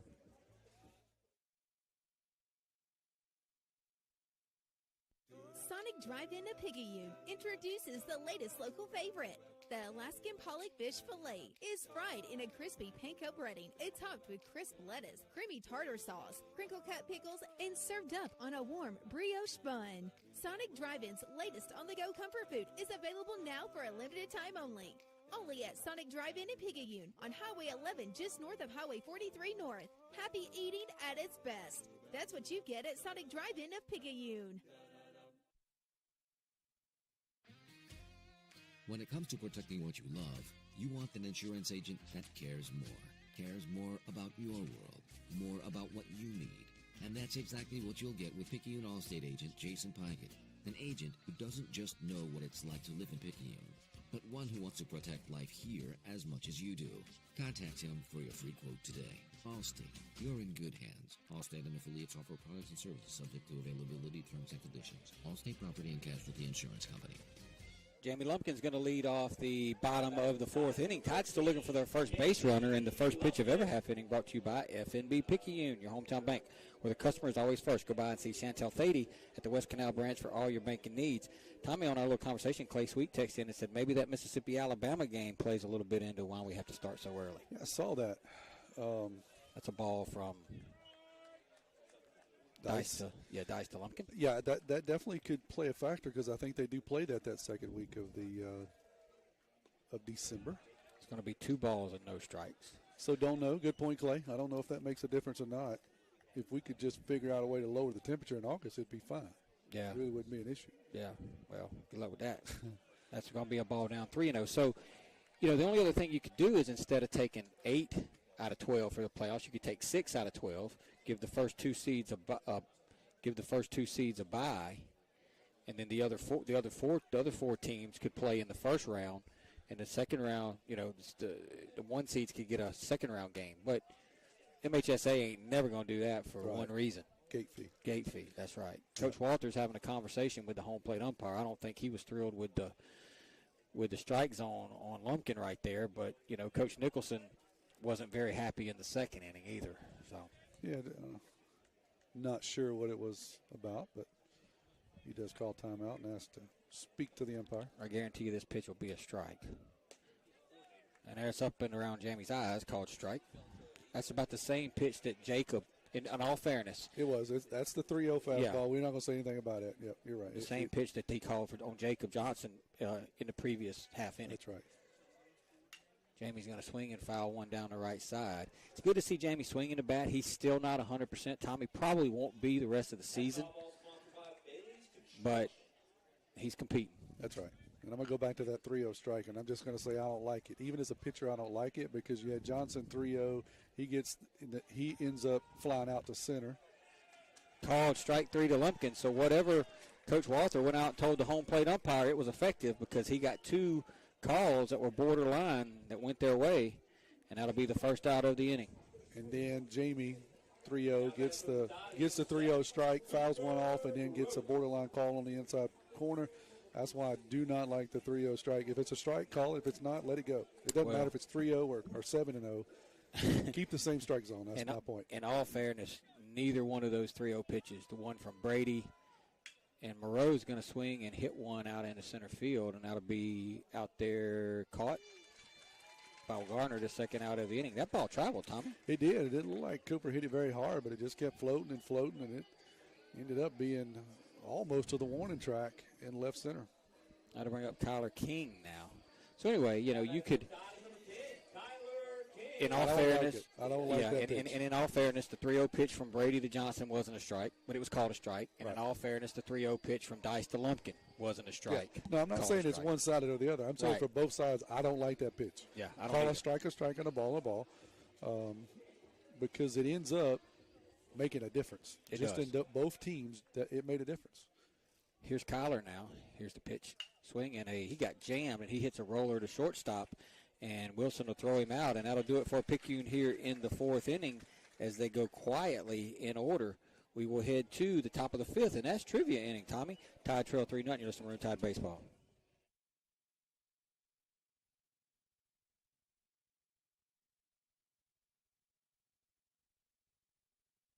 We got your back, hey.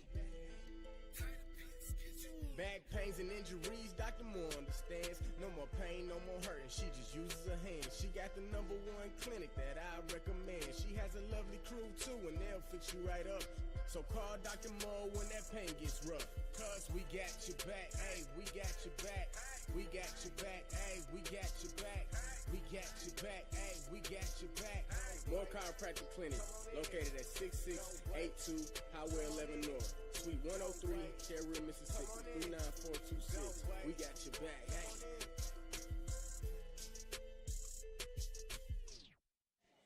We head to the 5th inning, Tommy. You know what time that is? That's trivia time. I'm waiting on it.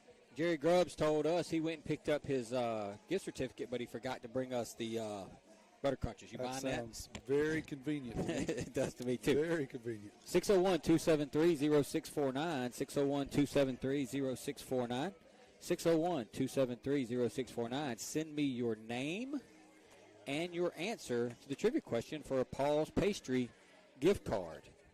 You ready, Tommy? I'm ready.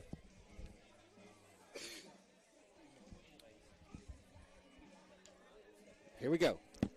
This Hall of Famer, known as the Dodger, was the captain of his Navy Military Institute. I'm sorry. I'm reading the question wrong.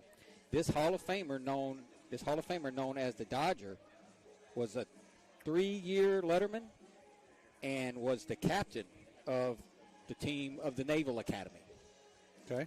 So he's a Hall of Famer. He was known as the Dodger, and he was the captain for the baseball team at the Naval Academy. Who he was? Who was that? I couldn't ask the question the way it was worded, or else somebody could, it's just Google it. Yeah. So this player was it's a Hall of Famer. He was known Hall of Famer. He was known as the Dodger, and he was the captain of his baseball team at the Naval Academy. Okay. And there is a ball outside to Bolello. Bolello's got the big hit in this game. He had the 2-run single back in the second inning to give Pearl River Central their 3-0 lead. Here's the 1-0. Swing and a foul back. 1 ball, 1 strike. 601-273-0649. 601-273-0649. This Hall of Famer, known as the Dodger, was the captain of his baseball team for the Naval Academy. All right, we got it. 1 ball, 1 strike. One of these days, there's a swing and a miss. I'm going on a cruise at the end of next month. And I am going to Google nothing but trivia questions and figure out ways to answer them to trip people up. You're going to be stacked for next year. That's a ball down, 2 balls and 2 strikes. I wouldn't do it on the cruise because that internet's expensive on the cruise. You might want to do that with just one weekend when you're at home. You might be right. It's going to be a fun time when we go on that cruise. I'll tell you about it here in a minute. We're talking about all kind of stuff. Swing and a miss. Boy, that's a good pitch by Brady Robertson. That'll be the first out of the inning. Nasty breaking pitch.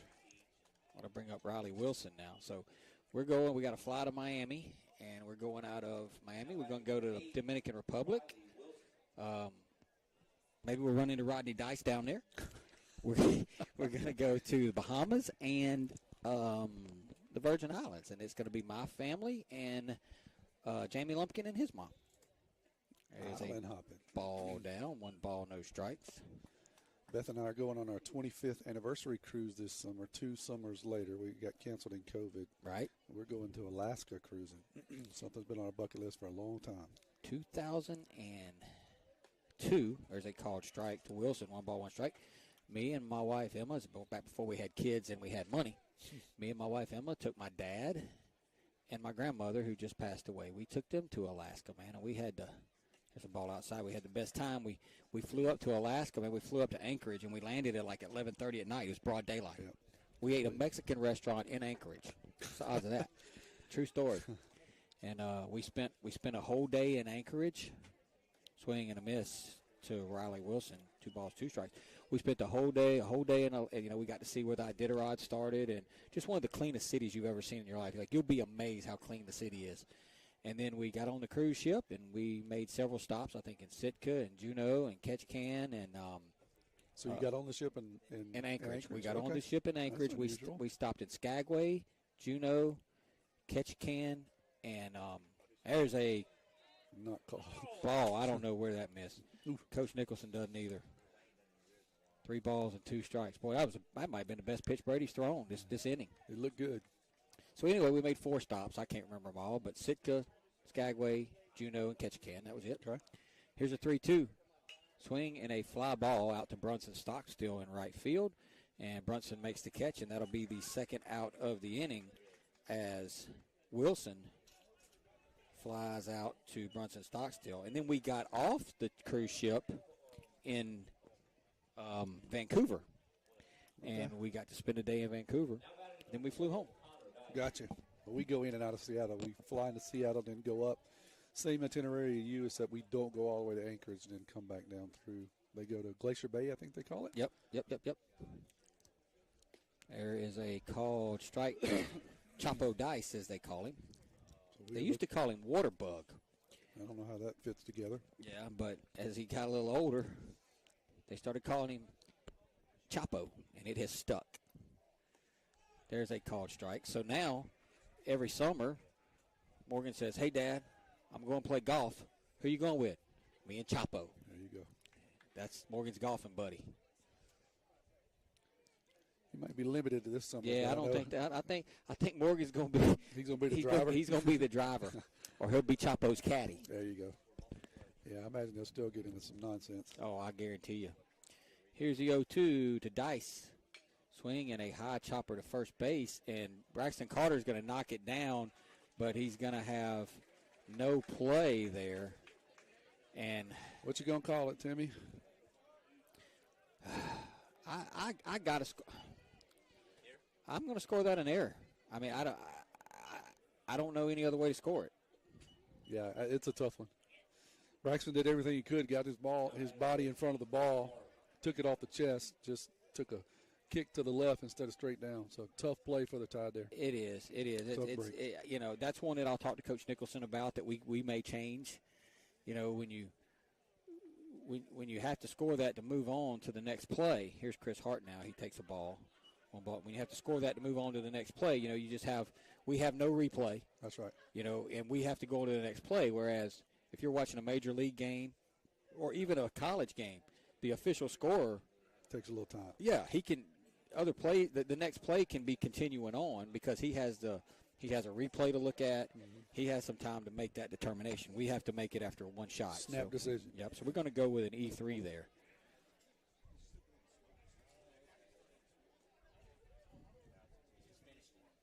That's going to be down a ball, 2 balls and no strikes. Give Chapo credit, though. He was motoring up the first base line. Yeah, he was.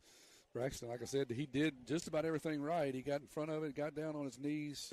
It just kicked off to his left, didn't fall straight down in front of the bag. I guess probably the only thing that he and it's going to be a called strike, 2 balls, 1 strike. The only thing that he probably could have done that he didn't do was get on up there and glove that ball in the air. Right. You know, make a little bit. Get it before it got to that point where it was coming down.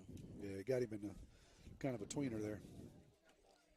So here's the 2-1 to Hart now. Swing and a ground ball up the middle. Going to be a tough play for Lumpkin. Lumpkin's going to throw over, and that'll do it. So no harm done as Robertson gets out of the inning.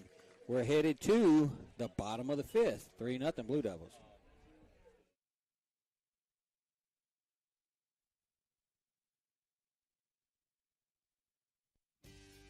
First Place Express Car Wash in Picayune would like to say a huge thank you to their loyal customers. First Place Express Car Wash is happy to serve their local community with 2 locations, Highway 11 North just past Coast Electric and on Highway 43 South just a quarter mile east of I-59 at Exit 4. First Place Express Car Wash is locally owned and operated. You know they'll treat you right. Choose from any one of their car washes. Sign up for their monthly wash club starting as low as $20.99. Why do it yourself when you can let First Place Express Car Wash do it for you? Tommy, when Coach Stogner texts in, we just take a 30-second break because we need to get back in and relay what he has to say. We got breaking information? Yep. So Coach Stogner said Slido at Picayune May 12th. The JV will start at 5:30, so it'll be a junior varsity and a varsity spring game. So the JV will start at 5:30, and the varsity game will follow. That is at Lee Triplett Stadium on May 12th, Picayune and Slidell. And Coach Stogner said that the North-South game and the Mississippi-Alabama game are the second and third weekend in December. So MHSAA goes on Christmas break. Okay. So they have the Mississippi-Alabama game the second weekend. The North-South game the second weekend, the Mississippi-Alabama game the third weekend. So they really have no choice but to have the state championship game on the first weekend of December. So the only 2 ways to be able to start the season later would either be less teams in the playoffs, which means less rounds, which ain't never going to happen, or play a shorter season schedule, which nobody wants to do that either. So we just going to have to live with it. Brady's going to take a ball outside, 1 ball, no strikes. The first pitch of every half inning brought to you by FMB Picayune, where the customer is always first. Go by and see Chantel Thady at the West Canal branch for all your banking needs. Going to be down a ball, 2 balls and no strikes. So it sounds like our only option is to lower the temperature in August. Yeah, so we got to figure that out. We'll work on that, but we need to have. There's a ball down, 3-0. Coach Stogner work on a stadium. Right, just a dome. Yeah, That's right. just a dome. So it could be retractable. And you know what? I can promise you this: we wouldn't have any trouble getting home games in early September and late August. And that's going to be a called strike. The old 3-0 striker. I mean, you got to really miss to throw a 4-pitch walk with this umpire. Yeah, I mean, you got to really miss. Like, you almost got to turn around and throw it to second base.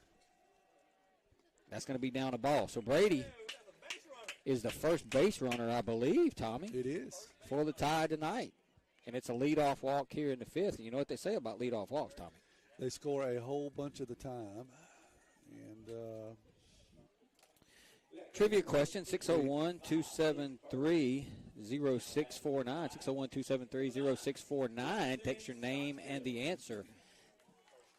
This Hall of Famer, known as the Dodger, was the captain of the Naval Academy baseball team. 601-273-0649. 601-273-0649. So Brady's going to walk. We're going to have a courtesy runner over there. I think it's Pomez. Nope, it's Ben Bird. Is that Ben Bird, Coach?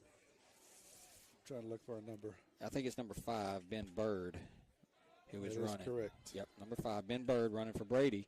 So here's Brunson now. And he's going to take outside a ball, 1 ball, no strikes. So the Tide trying to get something going here. Brady's pitched really well. He had a little hiccup there in the second inning. But other than that, he has been masterful. They ball down. But speaking of masterful, Mr. Dice has yet to allow a hit. He's thrown 2 balls, and that draws a visit from the dugout. Be 2 balls and no strikes. Coach Walter goes out. So no guesses on your trivia yet? No good guesses? I do, and I got a guy who almost got it right. He was close. Almost? He was close. He was really close. I had somebody else who guessed it, but they're ineligible.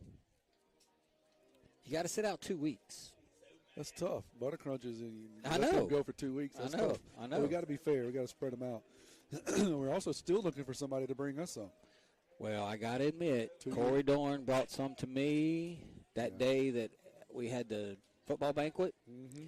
He brought them up there, and Melissa Rubel brought some up here on a Saturday on your day off. So, see, I thought me and Corey was tight, but I see exactly how that plays out. So here's the 2-0 now to Brunson. And that's a called strike. 2 balls and 1 strike. Brunson figures to be the starting point guard for the Tide next season, Tom.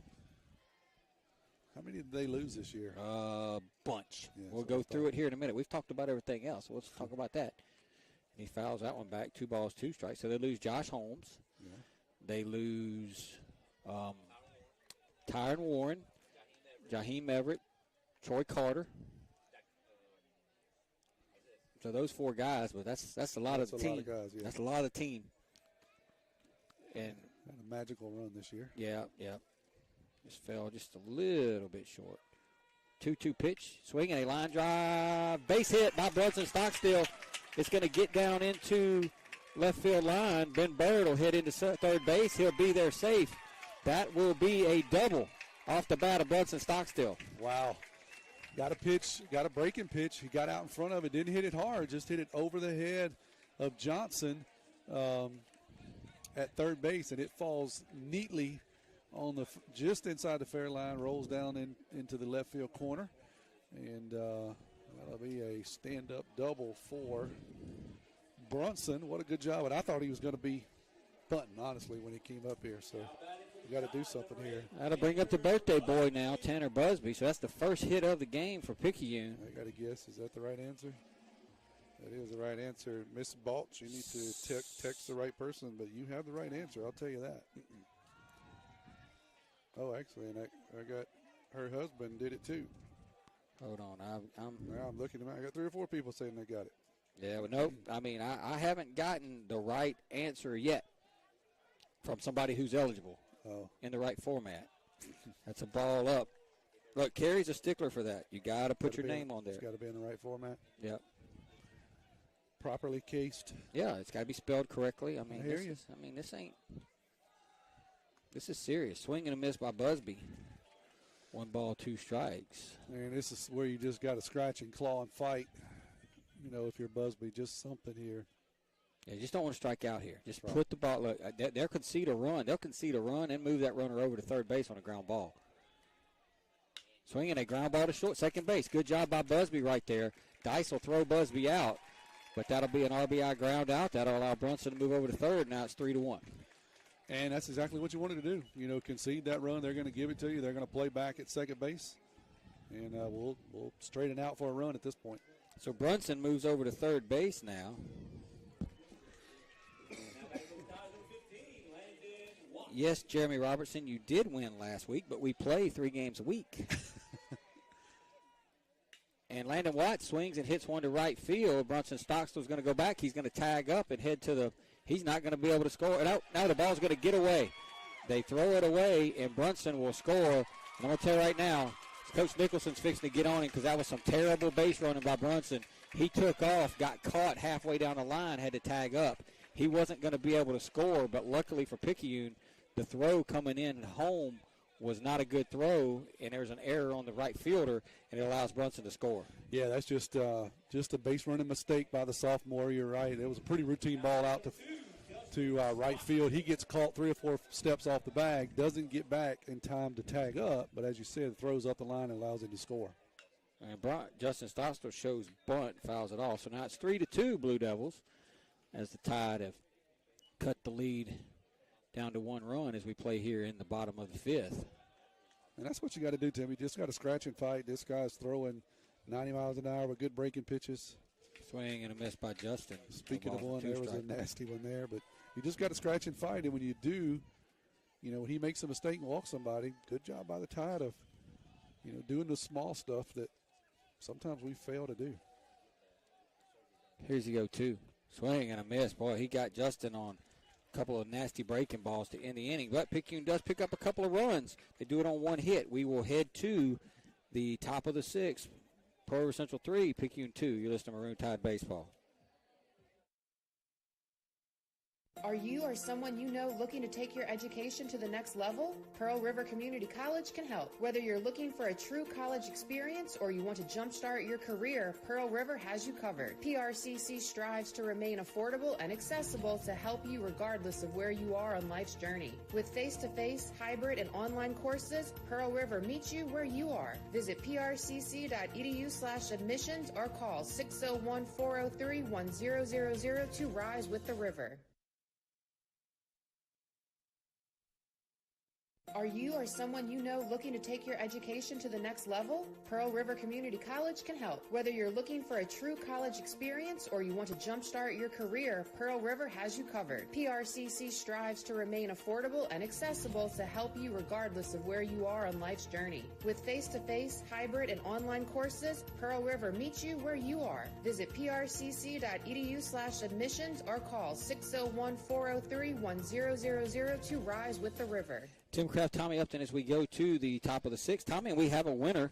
Finally, some people finally got in there and got it right, but the first person to answer it correctly who was eligible was Miss Karen Balch. She, if I can find it, she got it somewhere. Where is she? I'm looking for her. Right here, Miss Karen Balch. Okay. So this Hall of Famer,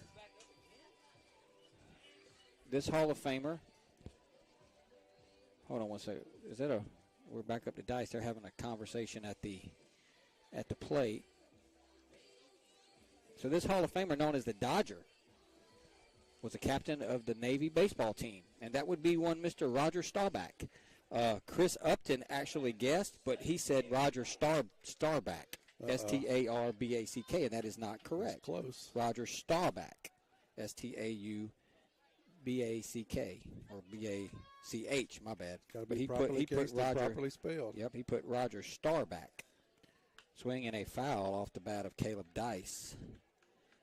No balls and 1 strike. The first pitch of every half inning brought to you by F&B Picayune, your hometown bank. The best service around with 4 locations to serve you. Cooper Road, Moore Boulevard, East Canal, and West Canal. So he was called Roger the Dodger Starback. And it's going to be a hit batsman. Boy, didn't want to see that, especially with a guy with Dice's speed. So Brady hits him to start the inning. Yeah, your team kind of scratched and fought there. Oh, Jacob Owen said, "This is Jacob Owen. I got robbed." He had guessed Roger Staubach, but I think Coach Owen that she beat you anyway. I think she beat you anyway. But yeah, I had Coach Seth Hayden is talking to Coach Owen. A little trashy. Yeah, little jabber. Here's Austin Gill now. And here's the pitch. and that's called a ball. Brady's wondering where that ball is missing, and he's called it a ball all game long. I mean, it's got to be down, Tommy. I don't know where else it can be. Yeah, left and right, it's good. We can see that. We don't see up and down from our vantage point, so we must assume it's down because he's been consistent. Here's the 1-0. Swinging a foul off the right side. 1 ball, 1 strike. Brady is now up to, I wish I had my cheaters, 85 pitches. Got to believe this is probably his last inning unless he has a really quick one. Or a really bad one. Yeah. Hopefully it's a really quick one. That's right. Here's the 1-1 from Robertson to Gill. Swinging a foul back. Good cut by Gill right there. Yeah, he was all over the fastball. Just missed it. So, yeah, Chris Upton actually answered it correctly first, but he said Roger the Dodger Starback, Starback, and that's not the right answer. So Miss Balch, here's the way it works. Go to the radio station, pick up your gift certificate for Paul's Pastry, go to Paul's Pastry, get that white box, fill it up with butter crunches, and come find me and Tommy at the next Maroon Tide home game. That's right. Or Friday night in Carrier. We'll take them. And they're going to throw over, and Dice is back. Only 3 hits in the game, Tommy. Blue Devils have 2. Picayune has 1. Yeah. It's 3-2 right now. Tide trail this one. Big spot here, 1-2. I look for Dice to be on the move here shortly. Here's the 1-2. It's going to stay outside a ball, but, you know, they a little hesitant of running tonight just because of the job Watts has done. Watts has thrown a couple of guys out, Tom. Yeah, that's the best thing to shut the running game down is throw a couple guys out. Watts did that early, and for the most part, we've had them contained. And Gill's going to ask and receive time on this 2-2 pitch.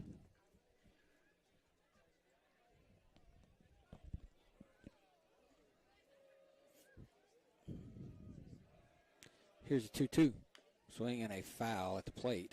It'll stay 2-2. I look down there in the Tide dugout on the far end. I see Morgan laid up in his chair with his leg propped up. I know he wishes he could be out there.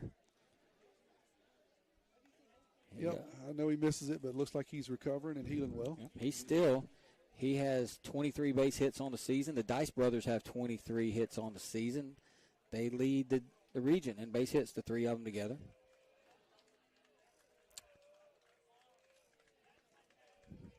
Here is the 2-2 to Gill. Swing and a miss. That's the first out of the inning. Good pitch by Robertson. Yeah, that was a good, looks like a straight changeup on the outside part of the plate to finish him off. He had fought off a couple of good fastballs and a breaking pitch. Coach Nicholson now is going to go out and have a talk with Brady. We'll take this. Yeah, we only ran 1 spot last time, so we'll take this break real quick. We'll run a quick one. We'll be right back to Maroon Tide Baseball.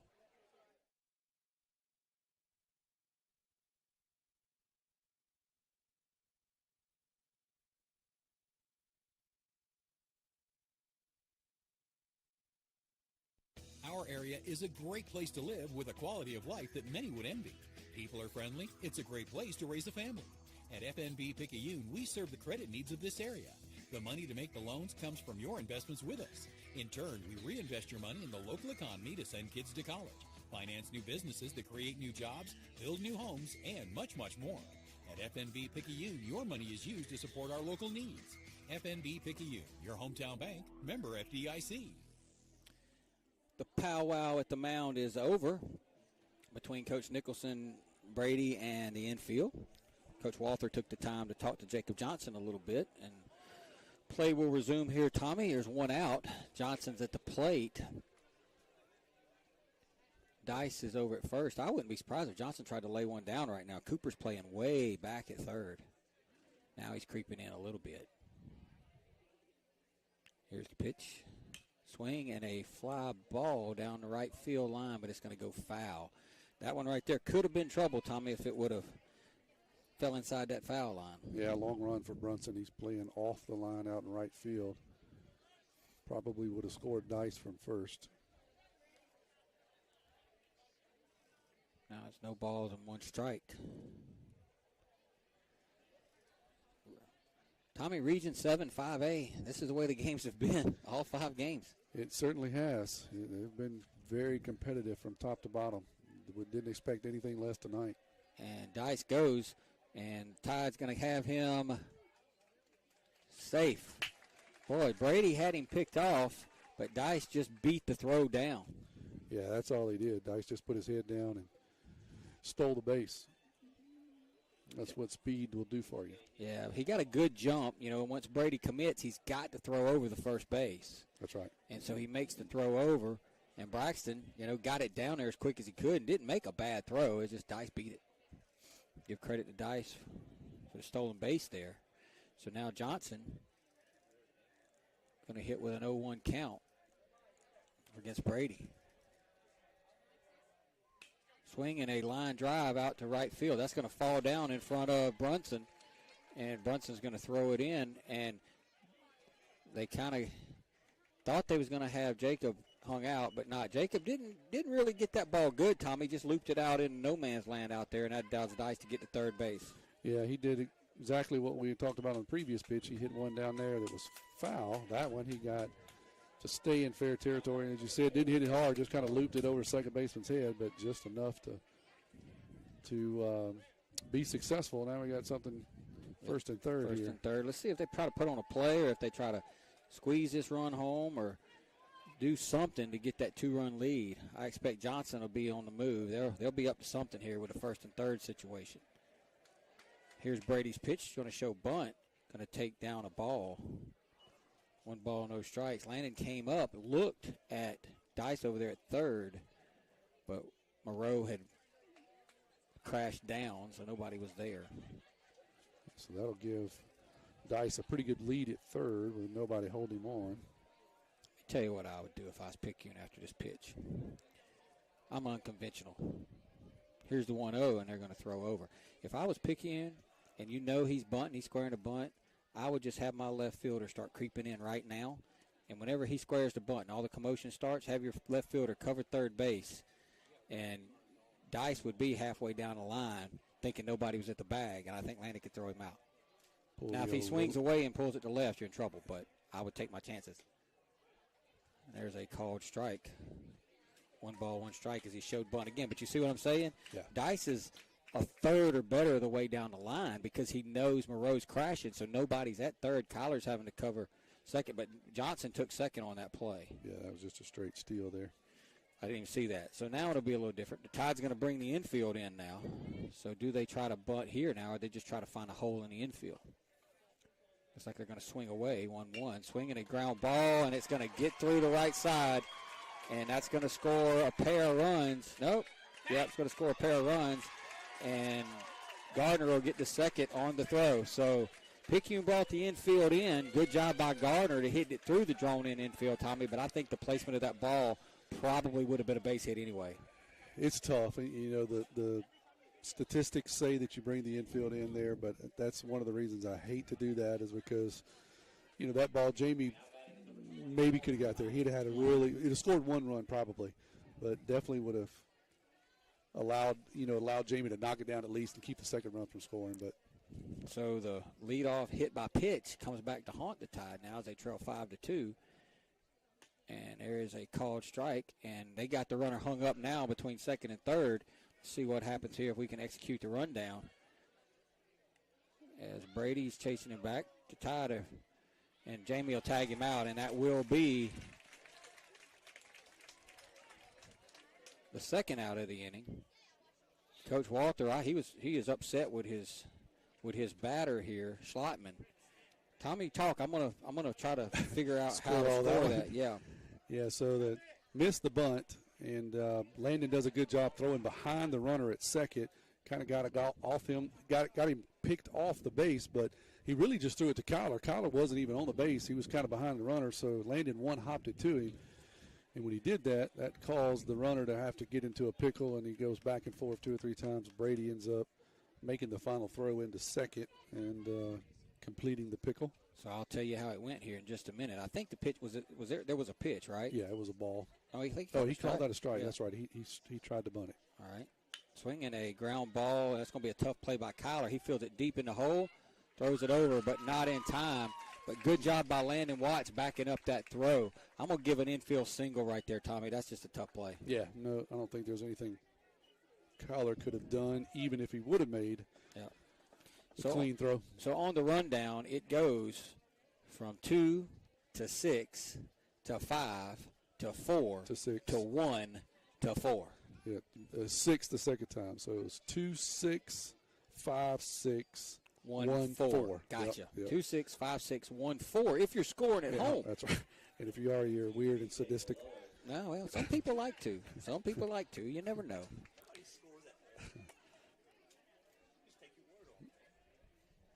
Some people like to keep up with their kinfolk. And here's Bolello now, and Watts is going to throw back behind the runner, and he'll be back in there. Slotman will be back in there. Bolello takes a ball down, 1 ball, no strikes. So that's the third time tonight that Watts has gunned somebody, has been instrumental in gunning somebody down. 2 of them, and then he got that one started. That's right. He's not afraid to throw behind you. We talked about that the other night. He's not afraid. Swing and a miss by Bolello, 1 ball, 1 strike. And got to give Watts credit, too, on that last play, hustling back over there on the infield single. Kyler attempted to make the throw. It actually got away from Braxton, but the runner was there. But hustling down was Landon, and he was able to save the base. He saved 90 feet. Absolutely he did. And that ball is going to be down. That'll be get to the screen. Tommy, is that a wild pitch or a pass ball? It's hard. Wild pitch. It's hard for me to tell right there. That'll be a if ball. If it bounces like that, you got to score on the pitcher. Be a wild pitch on Brady. And Brady's probably closing in on the end of the rope here. Pitched a pretty good game, Tom. He really has. You know, that a little bit of wildness and the error back in the third cost him. And then the leadoff hit by pitch this inning, kind of put him behind the 8 ball. There's a foul out of play. 2 balls and 2 strikes. But other than that, he's been very effective. Yeah, as I was looking at the scoreboard, I didn't realize they had 5 hits. Seems like there was less than that. But he scattered them well and really did a good job of a pretty potent Pearl River Central batting order. Well, they've got 3 this inning. There was the swing and a line drive, and Kyler's going to make the catch, and that will do it. But the Blue Devils pick up a couple of runs. We will head to the bottom of the 6th, 5-2 Blue Devils. Just a Maroon Tide baseball.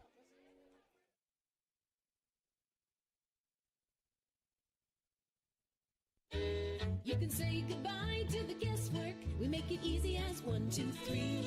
Check out this new 2022 Wildwood 169 RSK with a queen bed slide out and a U-shaped dinette. Awesome couples trailer, MSRP $34,730, reduced to only $19,987. Pawpaw's Campers in Picayune, having fun, selling fun. You're gonna love the way we deal.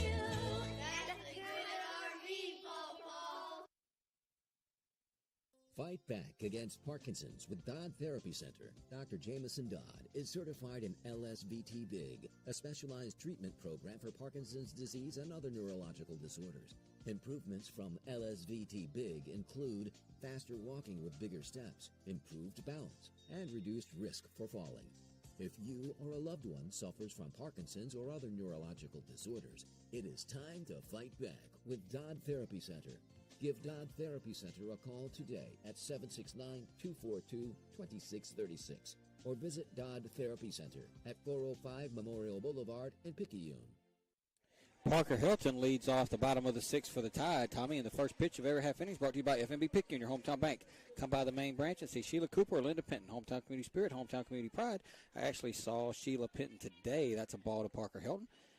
Opened up an account for Morgan today. And Sheila helped me do it. Sure, they were glad to take your money. Yep, there's a called strike. 1 ball, 1 strike.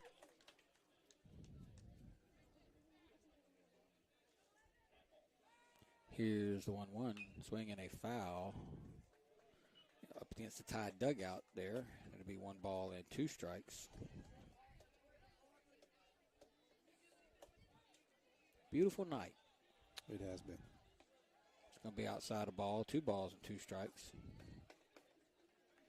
many pitches has Dice thrown? You said he was Brady was 72. Okay. 72. So he's still got a lot left in the tank, most likely. Parker's going to swing and hit a little chopper up along first, and it's going to roll foul.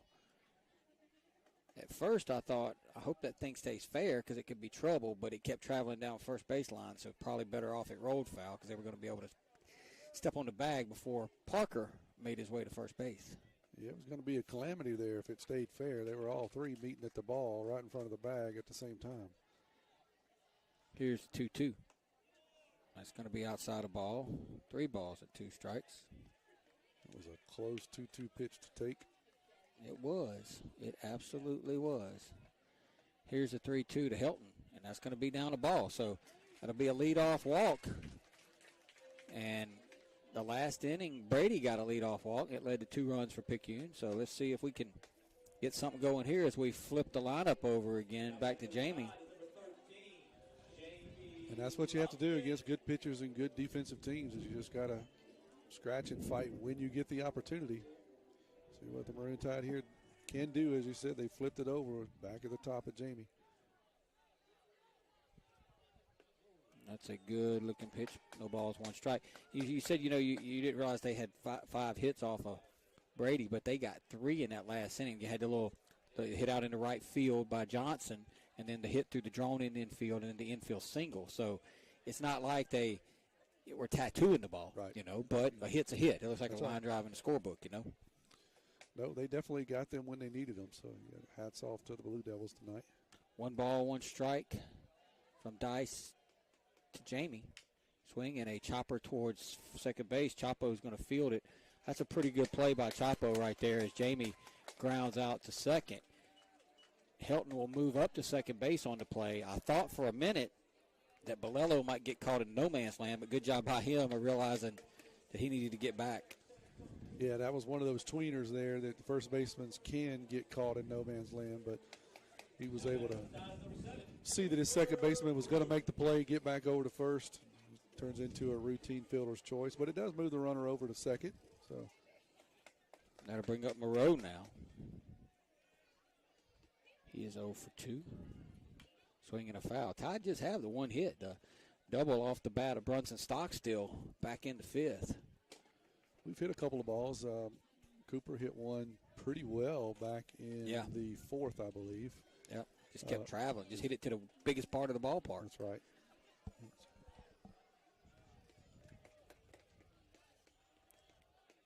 Here's the 0-1 from Dice to Moreau. Moreau's going to swing and hit a ground ball. That's going to get through the wickets of Johnson. And that'll put set runners up on the corner. So that'll be an error on Johnson. As Moreau hit it, it went right through Johnson's leg. Probably had a little bit of English on it, Tommy. Yeah, the left-hander, he kind of tops the ball just a little bit. He topped that one. Johnson stayed up just a bit, allowed the ball to scoot underneath. And so a little something cooking here first and third. Yeah, so that'll bring up Kyler to the plate. He represents the tie and run, Tom. That's all you can ask for when you get late in the game is get the tie and run to the plate. Does Coach Nicholson try to do anything with Cooper here or just let Kyler swing away? I'll let him swing away. And he's going to take up a ball, 1 ball, no strikes. Arguably your best hitter at the plate in the position that you want. You just got to hope he can muscle something up here. Hit one out left center. Going to travel tonight. And there he comes inside a ball. 2 balls and no strikes. Buzzed him right there, Tom. Yeah, a little chin music. And Coach Nicholson's going to have a word with Cooper Moreau here. Nope, we're actually going to have a courtesy runner. It's going to be Braden Pomez. I'm assuming it's as a pinch runner. Pinch runner, yeah. Braden Pomez is going to run for Cooper Moreau. Coach Hayden over here correcting you. Cannot be a courtesy runner. That's right. That's right. And 5 minutes ago, he was talking about free safeties. That's right.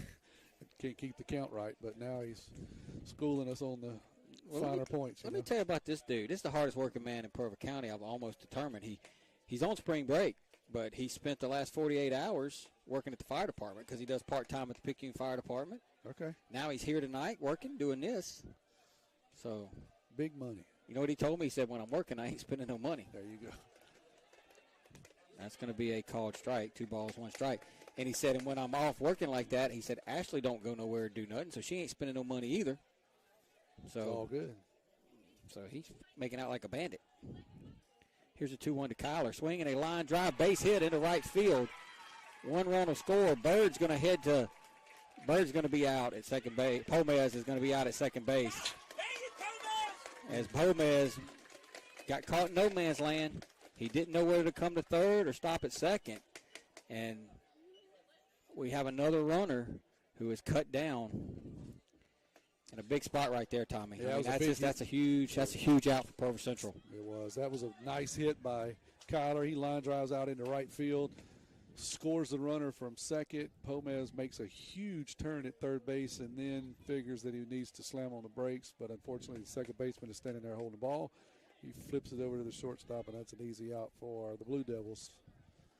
And that's going to draw a discussion from Coach Walther. And that's the issue that I have with these courtesy runners, putting guys in there that just hasn't played as much. You know, Cooper is only a sophomore, but he's been playing for 2 years. I understand he doesn't run as fast as some of these other kids, but it don't matter how fast you are if you're in the dugout. That's exactly right. I mean, it's got to do with base running. Right. You know, the fastest guys it's not aren't the first time we've done that. We've done right. that multiple times this year. We just have run ourselves out of inning after inning after inning. You know, we just at some point we've got to get fundamental baseball down, and that's just basic fundamental.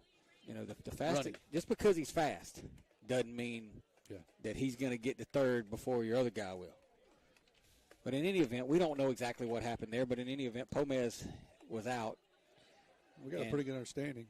He made a big turn and got called out. Yeah, and I don't know if Coach Nicholson was going to bring him or if he wanted him to stay.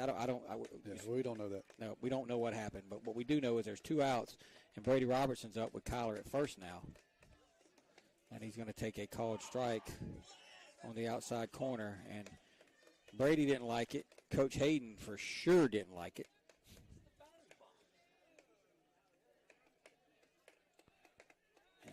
They throwing over a lot at Kyler over there. It's a third throw over.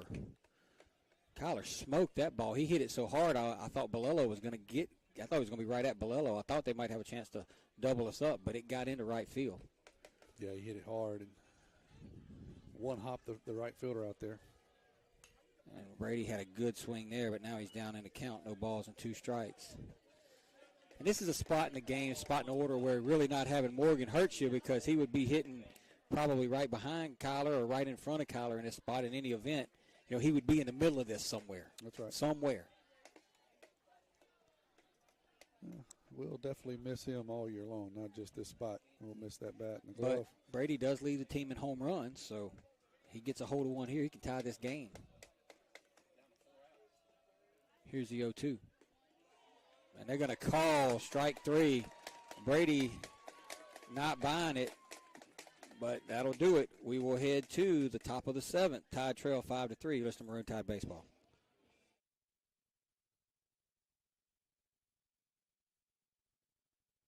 Hey friends, Pawpaw's Campers in Picayune has several remaining new 2022 models left in stock with full factory warranty remaining.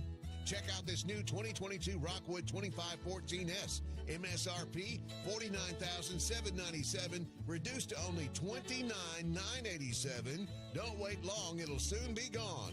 Pawpaw's Campers, having fun, selling fun. That's the good RV, Pawpaw. Dr. Hermaine Amante, Chair of Surgery and Trauma Medical Director, Highland Community Hospital.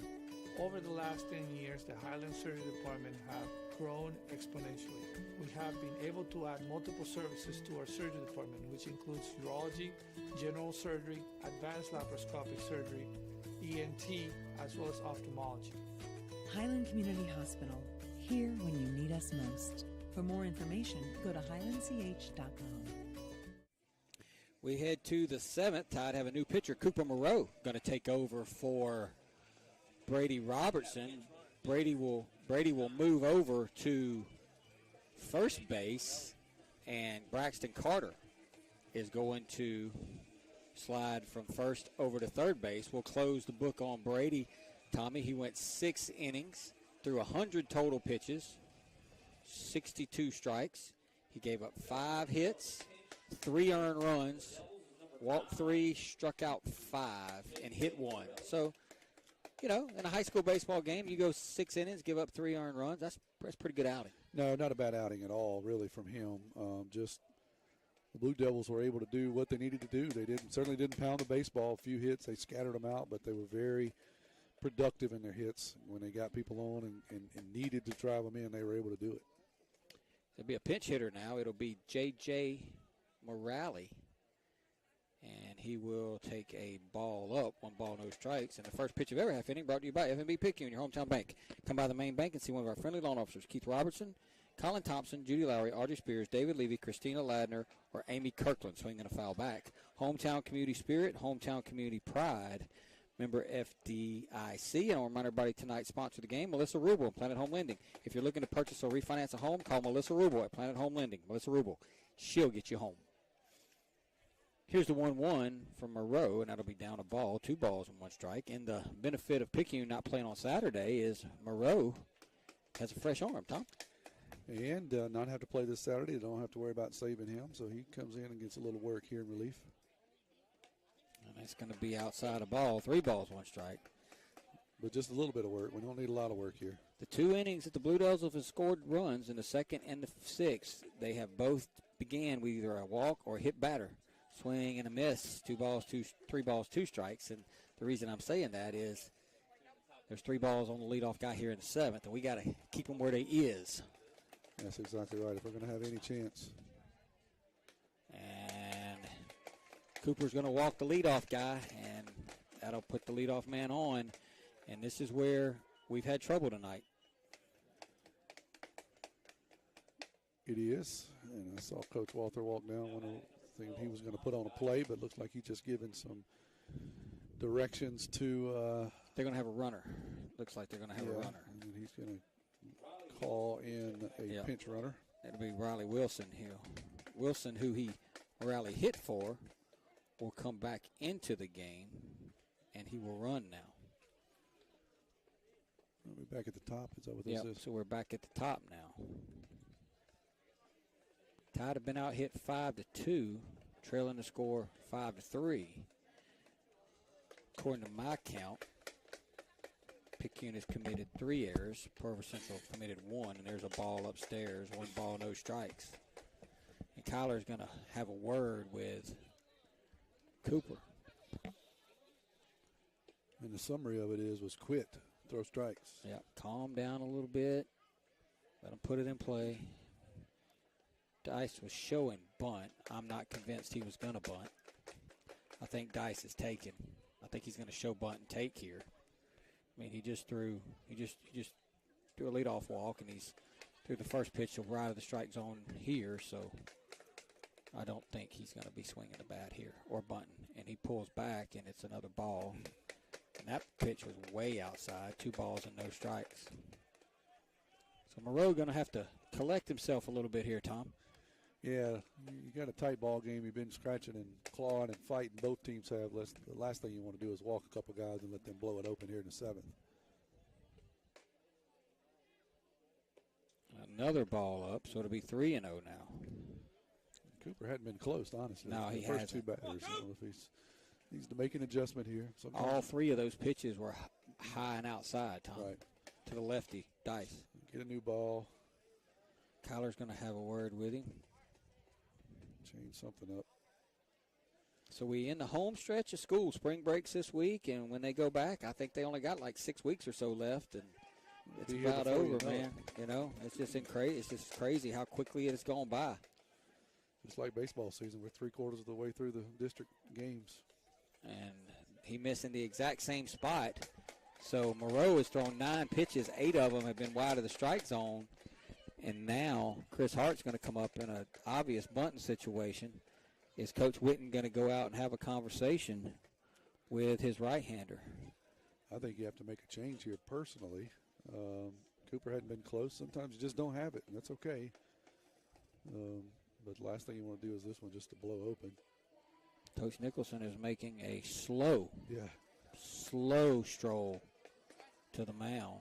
Colt is following. You know, that usually means there's a change. Yep, that means Kyler's going to come in to pitch. So we're going to take a break for some Maroon Tide baseball.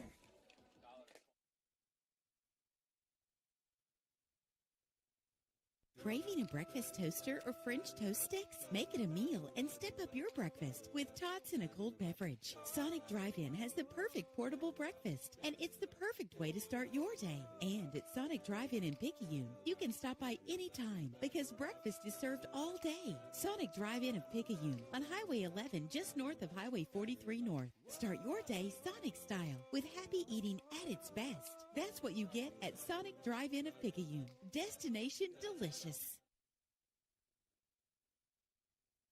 Welcome to a place where everyone deserves to be better protected, where technology has your back, where you can have better protection and keep more money in your pocket, where you can have protection for your car, your home, your phone, and even your digital identity. You're in good hands with Allstate. Jason Pyatt has offices in Poplarville and Picayune. Make sure you have the right coverage. Give the Pyatt Agency a call today. 601-798-7005. Allstate and affiliates offer products and services subject to availability, terms, and conditions. When you wake up with an aching back or sore neck, Dr. Debbie Moore with Moore Chiropractic Clinic suggests you consider making simple changes in your sleeping position to alleviate unnecessary strain on your body. According to the American Chiropractic Association and Dr. Debbie Moore, it's best to sleep on your back or side because laying on your back or side allows your head, neck, and spine to relax into their natural alignment. This will help you wake up pain-free and feeling rejuvenated. Moore Chiropractic Clinic. We've got your back. Tyler King will take the mound for the Tide. Colt Robertson will come in and play shortstop for Picayune. Cooper Moreau slides back over to third base, and Braxton Carter exits the game, Tommy. And, you know, you're down 2. Dice is tough enough on the mound as it is, but you really can't afford to go down anymore. And you know that Hart's going to be bunting here. So, that's right. You know, best case scenario here is you need one of them bunts that get popped up, and Landon catches it and doubles somebody off. That's right. That's exactly what we need, something weird and crazy and wild. So here's King's pitch to Hart, and he bunts it foul off the left side. No balls and 1 strike. I tell you what, I'm going to tip my hat to the Blue Devil batters. That's about the 4th guy that I've seen that's been called on to bunt, and it's obvious that he's going to bunt it down the third base line. That was a breaking pitch that was about 4 inches off the plate, and he was able to get it down the third base line, and he's about the 4th guy that's done that. So very well trained. They understand the situation, where to bunt it, where not to bunt it. If you're I'd like to see Brady play behind Chapo right here, but he's in on the grass. I'm just a big, here's the 0-1. There's going to show bunt, and he's going to get it down out in front. Tyler's going to field it and throw him out, and that'll be the first out of the inning. So that'll be a sacrifice bunt, and a good one by Hart. And that'll move runners up to second and third now with 1 out. He did his job. He got a good pitch there. Bunts it straight back to the pitcher. Tyler is able to make the play, but he does his job, moves the runners into scoring position. Just 1 out, and they're going to intentionally walk Dice and send him to first base to load the bases up. So there'll be an intentional walk to Dice. Okay. That'll load him up, and that'll bring up Austin Gill now. And I don't think that was a bad decision. No, I don't either. I don't either. Probably one of their most, if not the most dangerous hitter in the club. So here's Gill, swing and a miss. No balls, 1 strike. But it's only a good decision by the coaching staff if the defense can execute it. Yeah. That's the old, show me the result and I'll tell you how smart you are. That's right. The last thing you want to do is load them up, and then this guy hits a worm burner out into right center field. 1 ball, 1 strike to Gill. Here's the pitch. Way outside of ball. Well, this becomes a huge pitch right here, Tommy. This right here really becomes the biggest pitch of the ball game to this point. Kyler can't afford to fall behind Gill 3-1.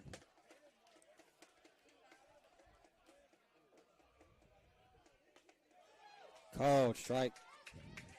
2 balls and 2 strikes. That looked a little up, but. Yeah, it was borderline. I'll say that was borderline.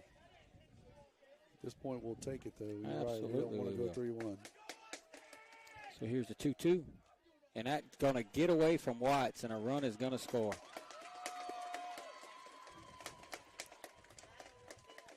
Just took a weird bounce, Tommy. I must have hit off of some of Landon's equipment. Yeah, it was a breaking pitch down in the dirt. Landon goes down, but you're right. I don't know if it hit his shin or something, but it kicks straight left. Goes almost into the third base dugout. Allows the run to score easily, but you still got guys standing at second and third. Yeah. Just got to get an out right here. Here's the pitch, and that's going to be a ball. So he's going to draw a walk, and the difference in this ball game, Tommy, if you really want to know, Picayune has issued 7 walks. Pearl River Central has issued 2, and that is the difference in the baseball game. Absolutely.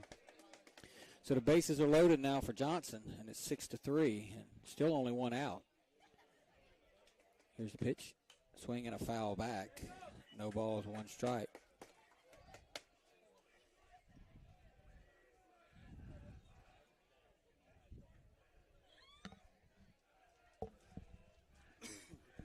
Here's the 0-1. Oh, that's a good breaking ball. Called strike 2. No balls and 2 strikes now.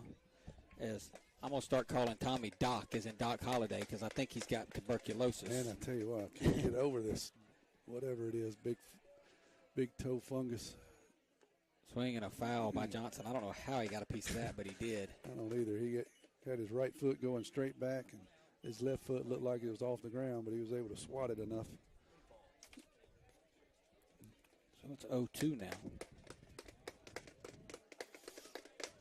Base is full of Blue Devils. Waiting on an 0-2 to Johnson. Here's the pitch. Way outside the ball. Good job by Watts. 1 ball, 2 strikes. He set up for the outside fastball, and Kyler threw it even further out. He did. But that's not a bad pitch. 0-2 sets up for really anything you want to throw here. 1-2. Swinging a foul off the right side.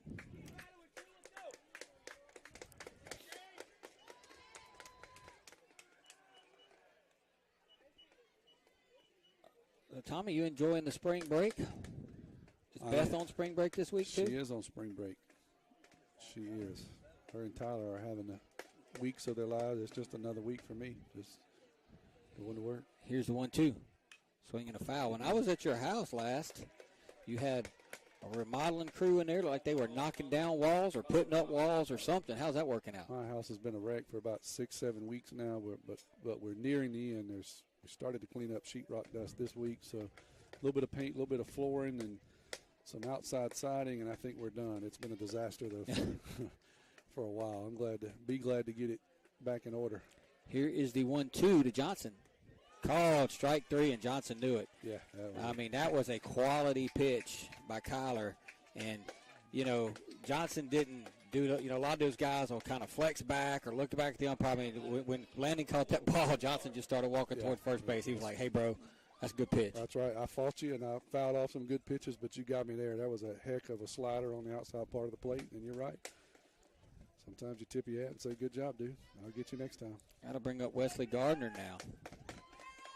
And he'll hit with the bases loaded, and that's going to be down. Good job by Watts. 1 ball, no strikes. Watts saves a run there. That was a 58-footer that he's able to keep in front of him. So the Blue Devils have scored a run in this inning without the benefit of a hit. There's been 4 walks in the inning, 1 intentional. And here's the pitch. They're going to show bunt, and it'll be a ball.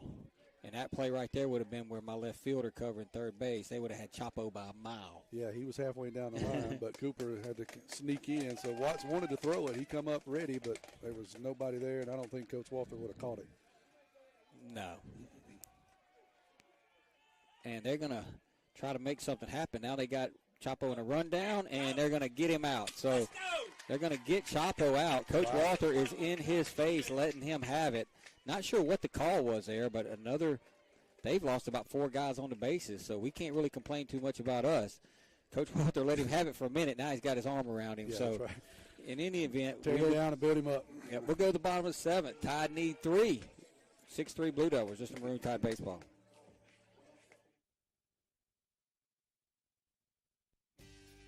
First Place Express Car Wash in Picayune would like to say a huge thank you to their loyal customers. First Place Express Car Wash is happy to serve their local community with 2 locations, Highway 11 North just past Coast Electric and on Highway 43 South just a quarter mile east of I-59 at Exit 4. First Place Express Car Wash is locally owned and operated. You know they'll treat you right. Choose from any one of their car washes. Sign up for their monthly wash club starting as low as $20.99. Why do it yourself when you can let First Place Express Car Wash do it for you?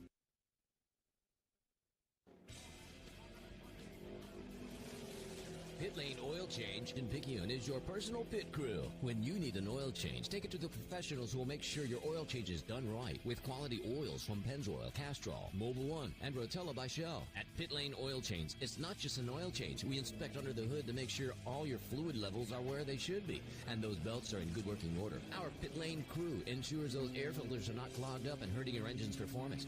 We will also vacuum the inside of your vehicle. At Pit Lane Oil Change, our crew also inspects your wipers, all your bulbs to make sure those brake lights and turn lights are working correctly, and we put all your tires at the right pressure. Why just get an oil change when your vehicle can get the pampered professional service that only the Pit Lane Oil Change crew can deliver? We're at 401 Highway 11 North, just 3 blocks north of East Canal, right by the railroad tracks. No need for an appointment, but if you are on a schedule, call us at 601-798-0017. Pit Lane Oil Change, your personal pit crew. And the first pitch of every half inning, which was a ball to Brunson Stockstill, is brought to you by FNB Picayune, your hometown bank, where they are Picayune proud. Stop by the main branch and see Mr. David Hemmerter. Bottom of the 7th, Tommy. Tide need base runners. And several of them. Unfortunately, one's not going to do it, so got to start somewhere here. Here's the 1-0, and that's going to be outside of ball. 2 balls, no strikes. Brunson got one of only 2 hits for Picayune tonight. He had a double down the left field line back in the 5th for Picayune. Wasn't the hardest hit ball, but it did its job. Found its way down the left field line. Here's the 2-0. That's going to be up a ball. 3 balls and no strikes. Put the bat in your pocket here. Yeah. In fact, just take it down there and give it to Coach Nicholson for the next 2 pitches. Yep. If I need it, I'll come back. Yep.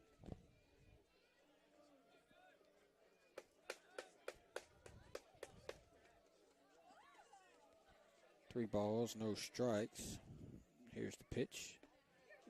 Called strike. Now, that one was a strike. That one was there. That wasn't one of those 3-1s that we've been harping on. That's right. That one was a strike. That wasn't the old 3-0 strike. It was a real one. The more I watch Brunson play, Tommy, the more I think, man, that's going to be a ball. Brunson's going to walk. The more I watch Brunson play, the more I think, man, if he didn't play basketball and he was out here in August in baseball, he could be something special. Yeah, he's a very talented kid, just a sophomore. Took his team or helped his team get all the way to the state championship game in basketball. And he was on the floor when the game was on the line. That's right. Oh, yeah, he was there. I mean, he was the number 6 guy. He was on. It wasn't like he was doing defense. That's right. Defense. I mean, he was in the defense. That's exactly right. And the next week he was out here and had a starting spot on the varsity. Swing and a miss by Busby. Busby went for the downs right there. Yeah, he said, well, let me go ahead and try to get 2 of them back real quick, and then we can figure out the last one. No balls, 1 strike to Tanner. Swing, and boy, Tanner got one to hit. Just got out in front of it on a breaking ball. We know it 2 now. Tanner's made some adjustments the last few weeks. You know, he saw a bunch of breaking pitches early in the season, and he really struggled. I don't know that he even made contact with many of them early, but he's kind of changed his approach a little bit here lately, and at least is being competitive against the breaking pitch. And he's going to swing and hit one up along the third baseline. It's going to be trouble. Johnson's going to field it, throw it away, and that's going to allow Brunson to get all the way to third base. And I'm going to have to give Tanner an infield single on that, Tommy, because that's a tough play for Jacob Johnson. I can't give that kid an error on that play. A hit. Yeah, that's definitely a tough one for Johnson. Kind of hit over the top of it, really a swing and bunt. Johnson makes the long run in. It's going to be double clutches. Yeah, it's going to be an infield single, Coach, but it'll be an error on the throw, Tommy, right. to allow the runners to get to second. Yeah. There you go. So a single and an error. So we needed something to cook a little bit. We got a little something cooking here, Timmy. Nobody out, second, third, tying run at the plate. Landon Watts is going to take a called strike. Hey, Coach Hayden, Coach Hayden. That's going to be a single and then an error on the throw to allow the runners to move up. No balls, 1 strike now to Watts as he represents the tie and run. And now all of a sudden the gods have a gust of wind in Landon's face. Yeah, 30 miles an hour. Yeah. Here's the 0-1 to Watts. And that's a called strike. No balls and 2 strikes. Well, that's 2 quality pitches right there by Dice, Tommy. Yeah, that was a good pitch right on the black on the outside part of the plate. So Landon's got to kind of be ready for anything now. Here's the pitch. Swinging a little chopper. It's going to be a tough play by Wilson, the shortstop. He's going to field it and throw it away. And Coach Nicholson keeps Busby at third base. So that's going to be a tough play by Riley Wilson. How do you score that one? That's got to be an error, right? Score that one an error. Yep, that's got to be an error on the third baseman. I mean, I'm sorry, on the shortstop, Riley Wilson. So now things are a little bit interesting. Tommy, I got to fix this real quick while you go through all that. So we got Landon hits the ball to shortstop, another kind of a swinging bunt. Shortstop comes in, makes a good fielding defensive play, throws the ball low over to first. It doesn't kick far enough away, though, to allow the runner at second, Busby, to score. He will get to third. And so that does score 1 run. Runner at first and third. Yep. And But I was going to say Landon gives way to a courtesy runner, and that is Peyton Wells. And they got first and third, nobody out. Justin Stocksville at the plate. Do you bunt here, Tim, or do you let the sophomore swing away? Tough call. I'm going to let him swing away, Tommy, because if you bunt here, all right, you still, even if you don't, let's just say you don't move the runner, Busby don't score, you move the runner to second, now you've got your 9-hole hitter coming up, and then Jamie, I'm just going to swing away and maybe find a hole or draw a walk or something. I'm gonna put that bat in Justin's hand and say, hey, you know the strike zone well enough, young man. See if you can put it in play somewhere. There you go. I'm with you. I like the aggressiveness. He did not show bunt. Swing and a miss. Now, his last at bat, Justin struck out, or his bat before, he got behind on a fastball, and then Dice threw 2 really good breaking balls, and he swung over the top of both of them. Let's see if he can make an adjustment here. That's going to be a called strike. Wow. That's a tough one. Yeah, tough pitch on the inside part of the plate. So now he's down 1-2. Got to believe he's going to see a couple of those breaking pitches here. Busby's at third. Wells is at first. It's 6-4 Blue Devils. That's going to be a called strike 3. And Stockstill didn't really give himself a chance right there, Tommy. He swung, had a good swing at the fastball, and then he took a tough called strike 2, and then that one was way too. We could argue whether a strike or not, but it's way too close to take with 2 strikes. So especially this late in the game, the umpire probably don't want to go extra innings. That's exactly right. So here is Parker Helton now.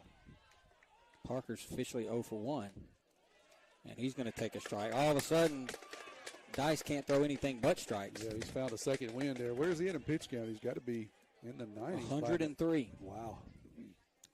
Here's the 0-1 to Helton. Swing and a big foul. No balls and 2 strikes. So the senior Dice got in a little trouble, but, a couple of sophomores come up, Stockstill and Helton, and he's pitched them pretty tough. That's right. Yeah, he's been competitive here. Tide's got to figure out a way to get the tie and run to second base. Down a ball to Helton, 1 ball, 2 strikes. I mean, somehow, some way, we got to get Wells to second. The only, it's going to take a base hit or a wild pitch. Yeah, we need a way. Swing and a chopper foul up the right side. It'll stay 1 ball and 2 strikes. Good baseball game tonight, Tommy. The Tide have been out hit 5-3. They trail 6-4. The difference in this game, truthfully, is the base on balls. Absolutely. 2 good teams going at each other. Two teams tied for first in the district, and they've shown it here tonight. 2 good pitchers, 2 good teams. Parker held his swing, they say. Ooh, that should draw an ire from the Pearl River Central sideline. I was convinced he went after it. They're going to ask for an appeal, but this late in the game, they're going to say he didn't swing. You're never, if you're the field umpire, you're never going to show your plate umpire up like that. That's exactly right, yeah. I would have had to go with a swing, but we'll take the call.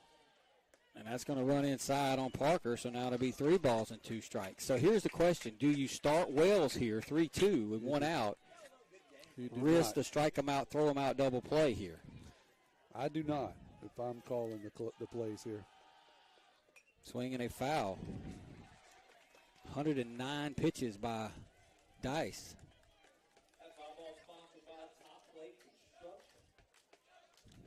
This will be pitch number 110.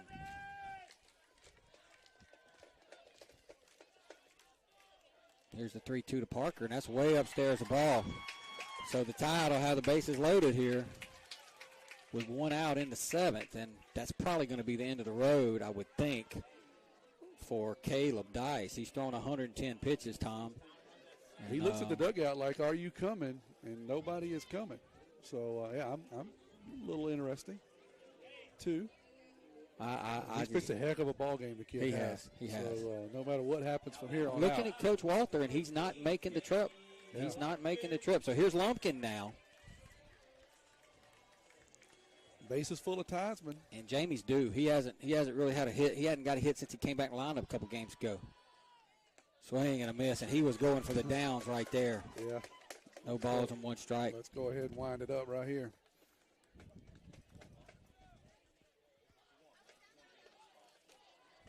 Here's the 0-1 to Lumpkin. That's going to stay up a ball, 1 ball, 1 strike. So the Tide have loaded them up here in the 7th, bottom of the 7th. They trail 6-4. Here's the pitch. That's going to stay up a ball, 2 balls and 1 strike. So Jamie's got to think fastball's coming here, Tommy. Yeah, you don't want to go down 3-1. Certainly Dice didn't want to be 2-1, so I agree. Outside fastball here is what I would look for. That's a good pitch on the outside corner, I guess. 2 balls and 2 strikes. That was a quality pitch there. That was. Couldn't tell if it was a slider or a fastball. Yeah, it's hard to see what it was. That was a good pitch. Probably come with that big breaking ball now. 2-2 to Jamie. Swinging a high chopper out over second base, and that's going to be trouble. Riley Wilson's not going to be able to make the play. Busby's going to score, and that's going to be an infield single for Lumpkin, and it's 6-5, and the Tide have the bases loaded now with Cooper Moreau coming to the plate. Yeah, that was another just a high chopper right over the top of the mound. Riley does a good job coming across there, just can't get the handle on it. Of course, I don't know if he could have thrown Jamie out or not. Jamie was getting down the line. It was going to be interesting. But now Coach Walter makes a trip here. That's going to be an infield single for Lumpkin. He doesn't seem to be giving the ball to anybody. That's just a tough play for Riley Wilson at short. Nope, looks like they're going to make a move. Yep, they're going to make a move. While they make it, we'll take a break. You're listening to Maroon Tide Baseball.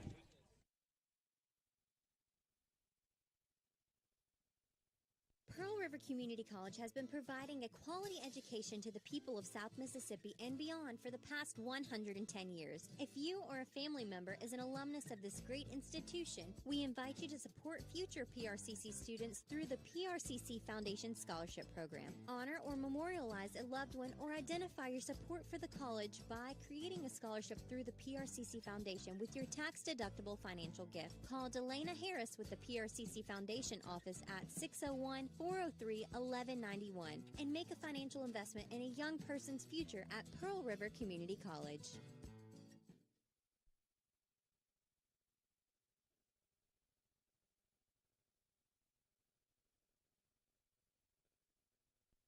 When it comes to your vision, you can never be too careful. Dr. Lori Blackmer and Dr. Mark Hotzo at Picayune Eye Clinic will ensure you to get the professional service they've been known for the past 30 years. The goal of Picayune Eye Clinic is to help you have perfect vision and to be able to see the things you've been missing. Picayune Eye Clinic takes most insurances. Give them a call today at 601-798-4182 so you can begin to see things more clearly. Picayune Eye Clinic. You will see the difference. Isaiah Ryan has come in now to pitch for the Blue Devils. I think Caleb Dice is out in left field now. I mean right field. Caleb Dice goes to right field. And it's Isaiah. What number is he? Okay, yep, I got it. Isaiah Ryan. So the Tide have the bases loaded. It's 6-5 Blue Devils as we play here in the bottom of the 7th inning. There's one out. Peyton Wells represents the tie-in run at third base. Parker Helton represents the winning run. And Cooper Moreau, who's 0 for 3, steps in. That's going to be a called strike. No balls and one strike to Moreau. That's a good pitch. I got you turned down again, Tommy. Man, you give me a complex. At least you hadn't called me Kevin. So Yeah, that's that's true. all good. Here's the 0-1 to Moreau. Moreau swings and hits one deep out into right field. It's going to be caught, but it's going to allow Peyton Wells to score and to tie the game off the bat of Moreau. That is a sacrifice fly. The only thing I don't like about that, Tommy, second base, is Parker Helton should have tagged and got to third base. Absolutely. Another base running blunder by the Maroon Tide. That ball was tattooed out in the right field at the warning track. And for some reason, Helton is halfway to third, so he cannot advance to third where he very well should have. So, again, another base running blunder there by the Maroon Tide. But the game is tied at 6 now, and that'll bring up Kyler King. King 1 for 3. Helton's at second. Lumpkin's at first. Here's the pitch. And there's a big breaking ball. Kyler tried to hold up, but he could not. No balls and one strike. Ryan is the young man from the Dominican Republic who is living with the Dice family. Came in to go to school at Pearl River Central. Here's the 0-1. That's going to be outside a ball. And Parker Helton is going to get picked off here.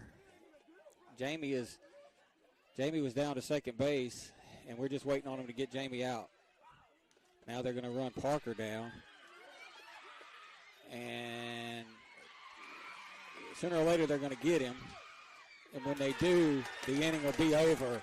And that is some atrocious base running by the Maroon Tide. Wow. We'll take a break. You're listening to Maroon Tide Baseball.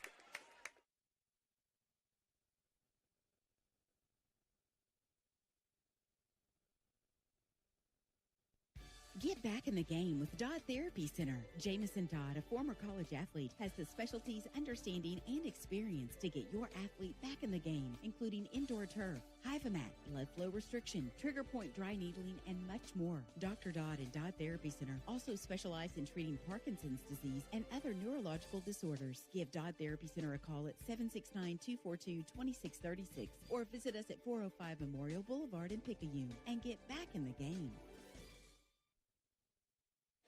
Tommy, we go to the 8th, and boy, I tell you, just a couple of huge base running mistakes from Picayune right there. First on the fly ball out to right field, we don't tag up from second and get to third base.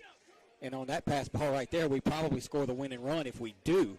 But what then it makes it worse is the ball gets away to the catcher. Jamie Lumpkin, who was at first, took off. He was going to second base, rightfully so. Let's just be honest. That's just awful base running. That's all that it is, just awful base running tonight. That's not the first time, not the second time, and not even the third time we've done that tonight.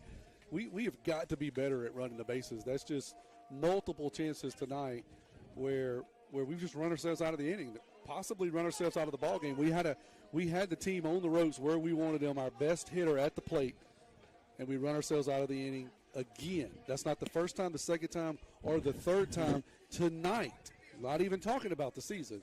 So I don't want to be negative, but I just want to say that's awful base running by the Maroon Tide. We have got to get better if we're going to have any chance of playing in the playoffs.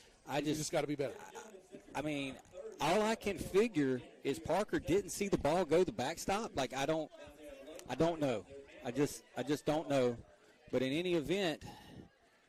Yeah, that's huge. But what was bad about it was not tagging up on the fly ball to right field. Right, that's why I said it's not just that one play is bad. It's all the things that went along with it. It wasn't the first time. Because that's the winning run. That's exactly That's the winning run. He's going to score from third base on that ball, if he advances to third on the fly ball from Moreau, and he doesn't. So now we go to the 8th, and it'll be Wesley Gardner, and he's going to take a ball upstairs. 1 ball, no strikes. Yeah, it's just frustrating because you got a really quality team here. You had them on the ropes. You had exactly what you want, a runner in scoring position with your best hitter at the plate. And you get thrown out on a ball that goes to the backstop. Right. There's a called strike. 1 ball, 1 strike. You get thrown out on a ball that goes to the backstop. You know, and I don't blame Jamie because Jamie's going to second base. Yeah, no, he got caught in no man's land, but it wasn't really his fault. Yeah. So it is what it is. We can't harp on that, but it's frustrating that, like I said, it was the first time, second time, or third time. We just made some bad mistakes tonight running the bases. It's been really costly in a really good ball game. Really good ball game. Here's the 1-2 to Gardner, and that's going to be down a ball, 2 balls and 2 strikes.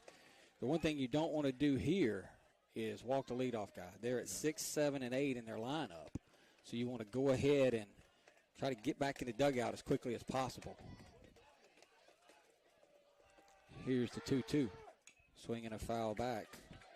It'll stay 2-2. Anthony Hobgood listening in from Pensacola, Florida.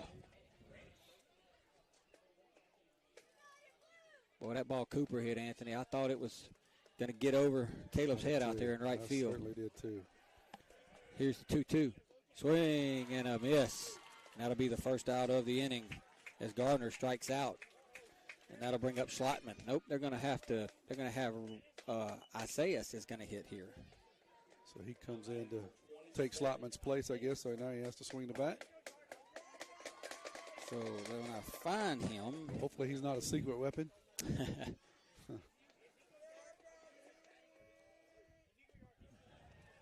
he's going to take a ball down, 1 ball, no strikes.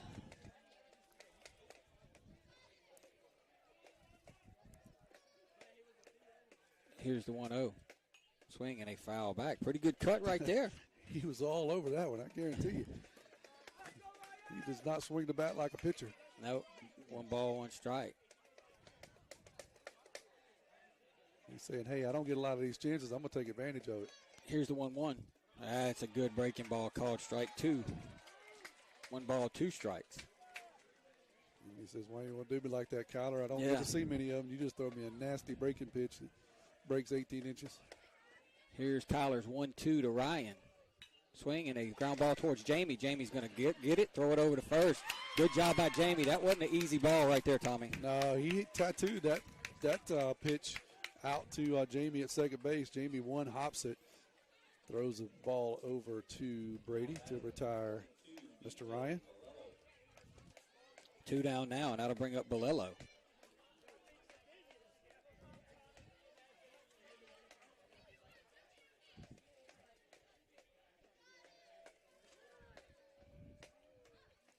He's going to take up a ball, 1 ball, no strikes. I tell you what, Tim, we turned into a ball game tonight. It's just been a back and forth battle all night long. We thought maybe it might get out of hand early for the Blue Devils. Swing and a base hit up the middle. Bolello singles up the middle across over second base, and they'll have a 2-out base runner. My guess is they'll probably, I don't know if they'll run for him or not. 2 outs. It'll be interesting here to see if they will. But no sign from Coach Walther. It's one of those things I can't remember if they've ran for him. I mean, he's a first baseman. I'm not saying that Bolello's not speedy, but they probably have somebody in the dugout that's speedier, Yeah, right? And you got to believe if something happens, he gets to second, then they probably make the move. Yeah, but I think if they've already run for him once, which I'm not sure, then if you run for him again, you got to take him out. So here's the 9-hole, Riley Wilson, and you want to leave Connor Dice on deck. So this is the guy to go after right here. It's going to be up a ball, 1 ball, no strikes.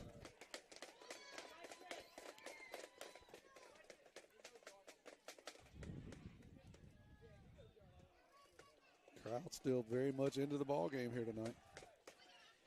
Got to go after this guy. Here's the 1-0. It's going to be called strike. Boy, I tell you what, I think Kyler got a break right there. It was borderline on the inside part of the plate, but I believe it was a strike. 1 ball, 1 strike.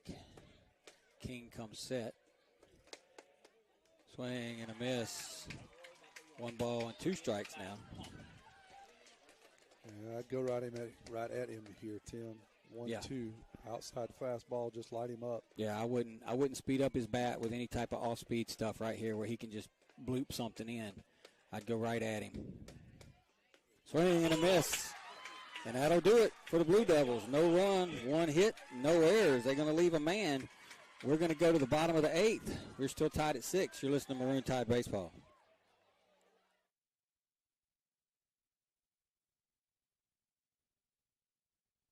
Abby Turnage, lead mammography technologist, Highland Community Hospital. Mammograms are important because they help us do early detection. A mammogram is never going to keep you from getting breast cancer, but early detection is what is going to make you have your best possible outcome. We want you to get your mammogram as early as possible, and you should have those yearly beginning at age 40. Highland Community Hospital, here when you need us most.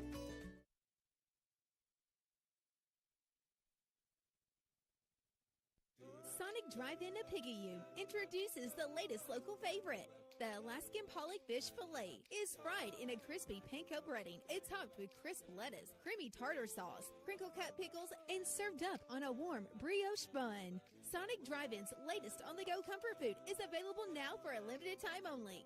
Only at Sonic Drive-In in Picayune on Highway 11 just north of Highway 43 North. Happy eating at its best. That's what you get at Sonic Drive-In of Picayune. So we go to the bottom of the 8th. Kyler King's going to lead it off for the Tide.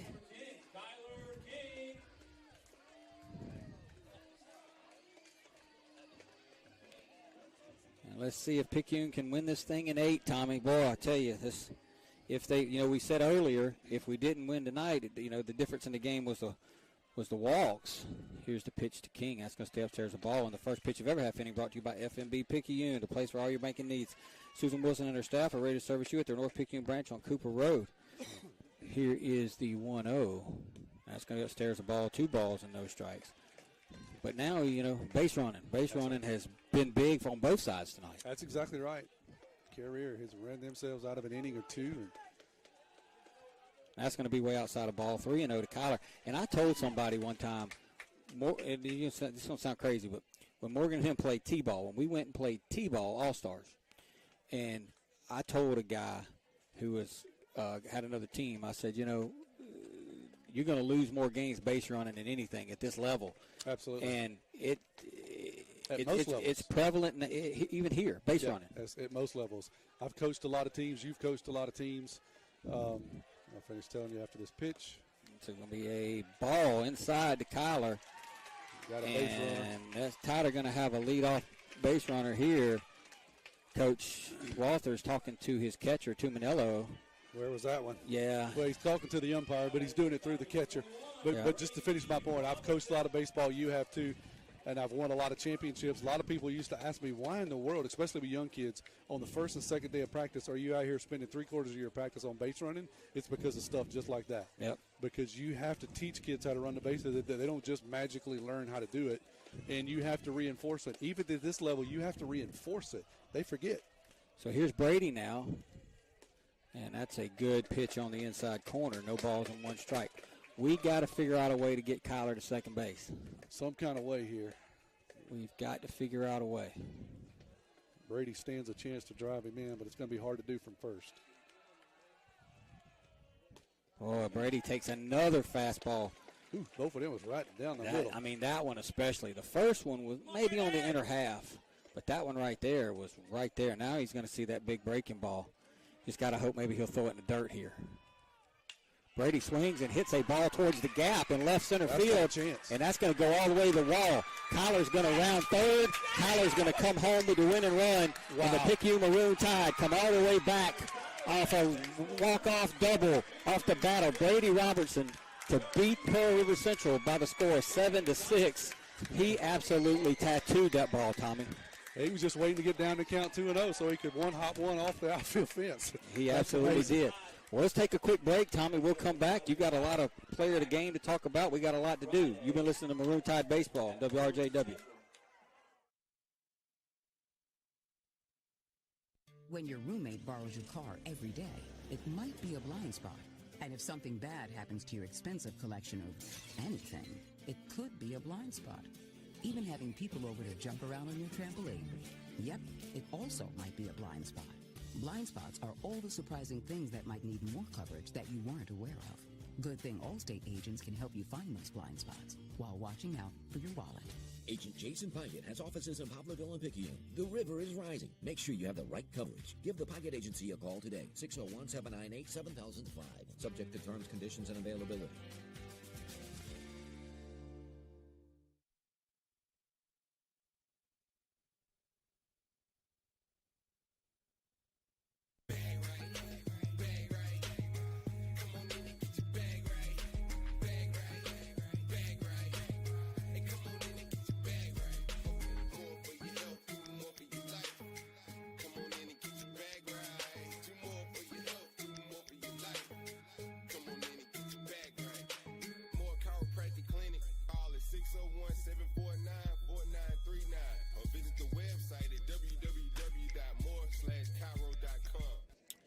Tim Kraft and Tommy Upton, where the Tide come back from a 6-3 deficit in the bottom of the 7th inning to score 3 runs, and then in the bottom of the 8th, Tommy, Brady Robertson left no doubt on that ball. He crushed it into the left center field corner, left center field wall, and when you said it's got a chance, Kyler was motor, and there was no stopping him. Yeah, and that's what I was talking about. I didn't mean a chance to get out of the park, but a chance to score Kyler, because Kyler was in overdrive before he got halfway to second. He was motoring. It was going to be a no-doubter play at the plate one way or the other.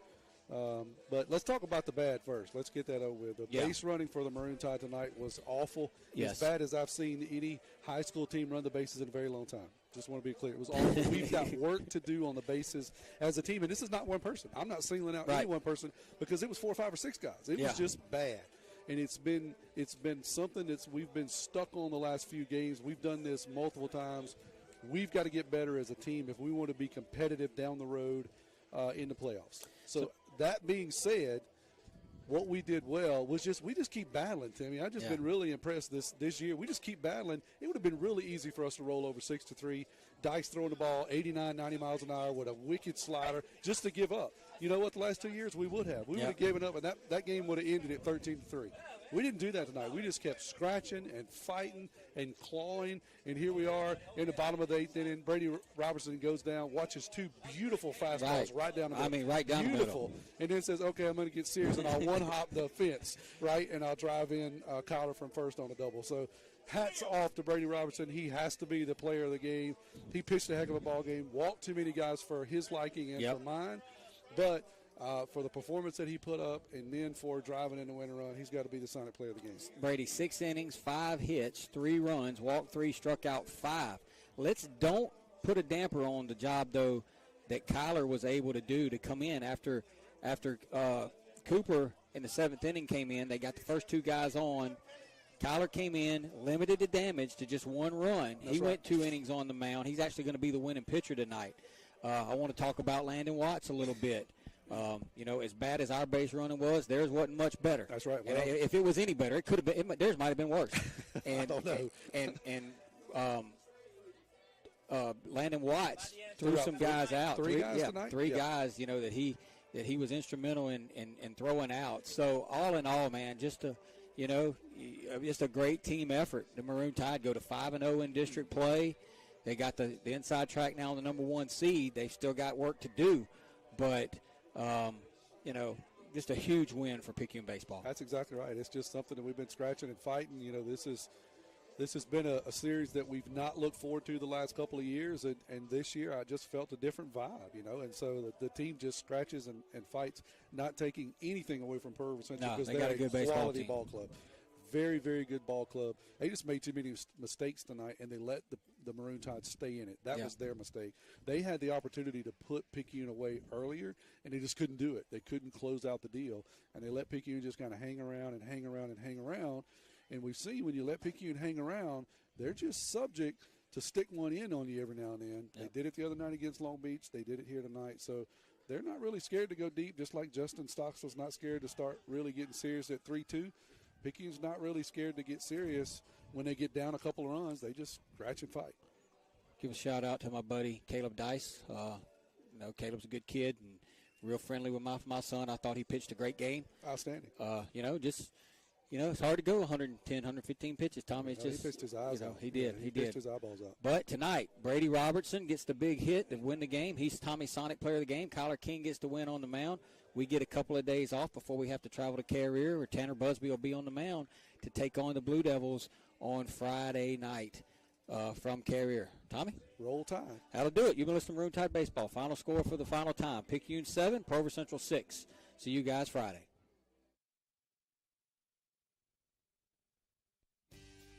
First Place Express Car Wash in Picayune would like to say a huge thank you to their loyal customers.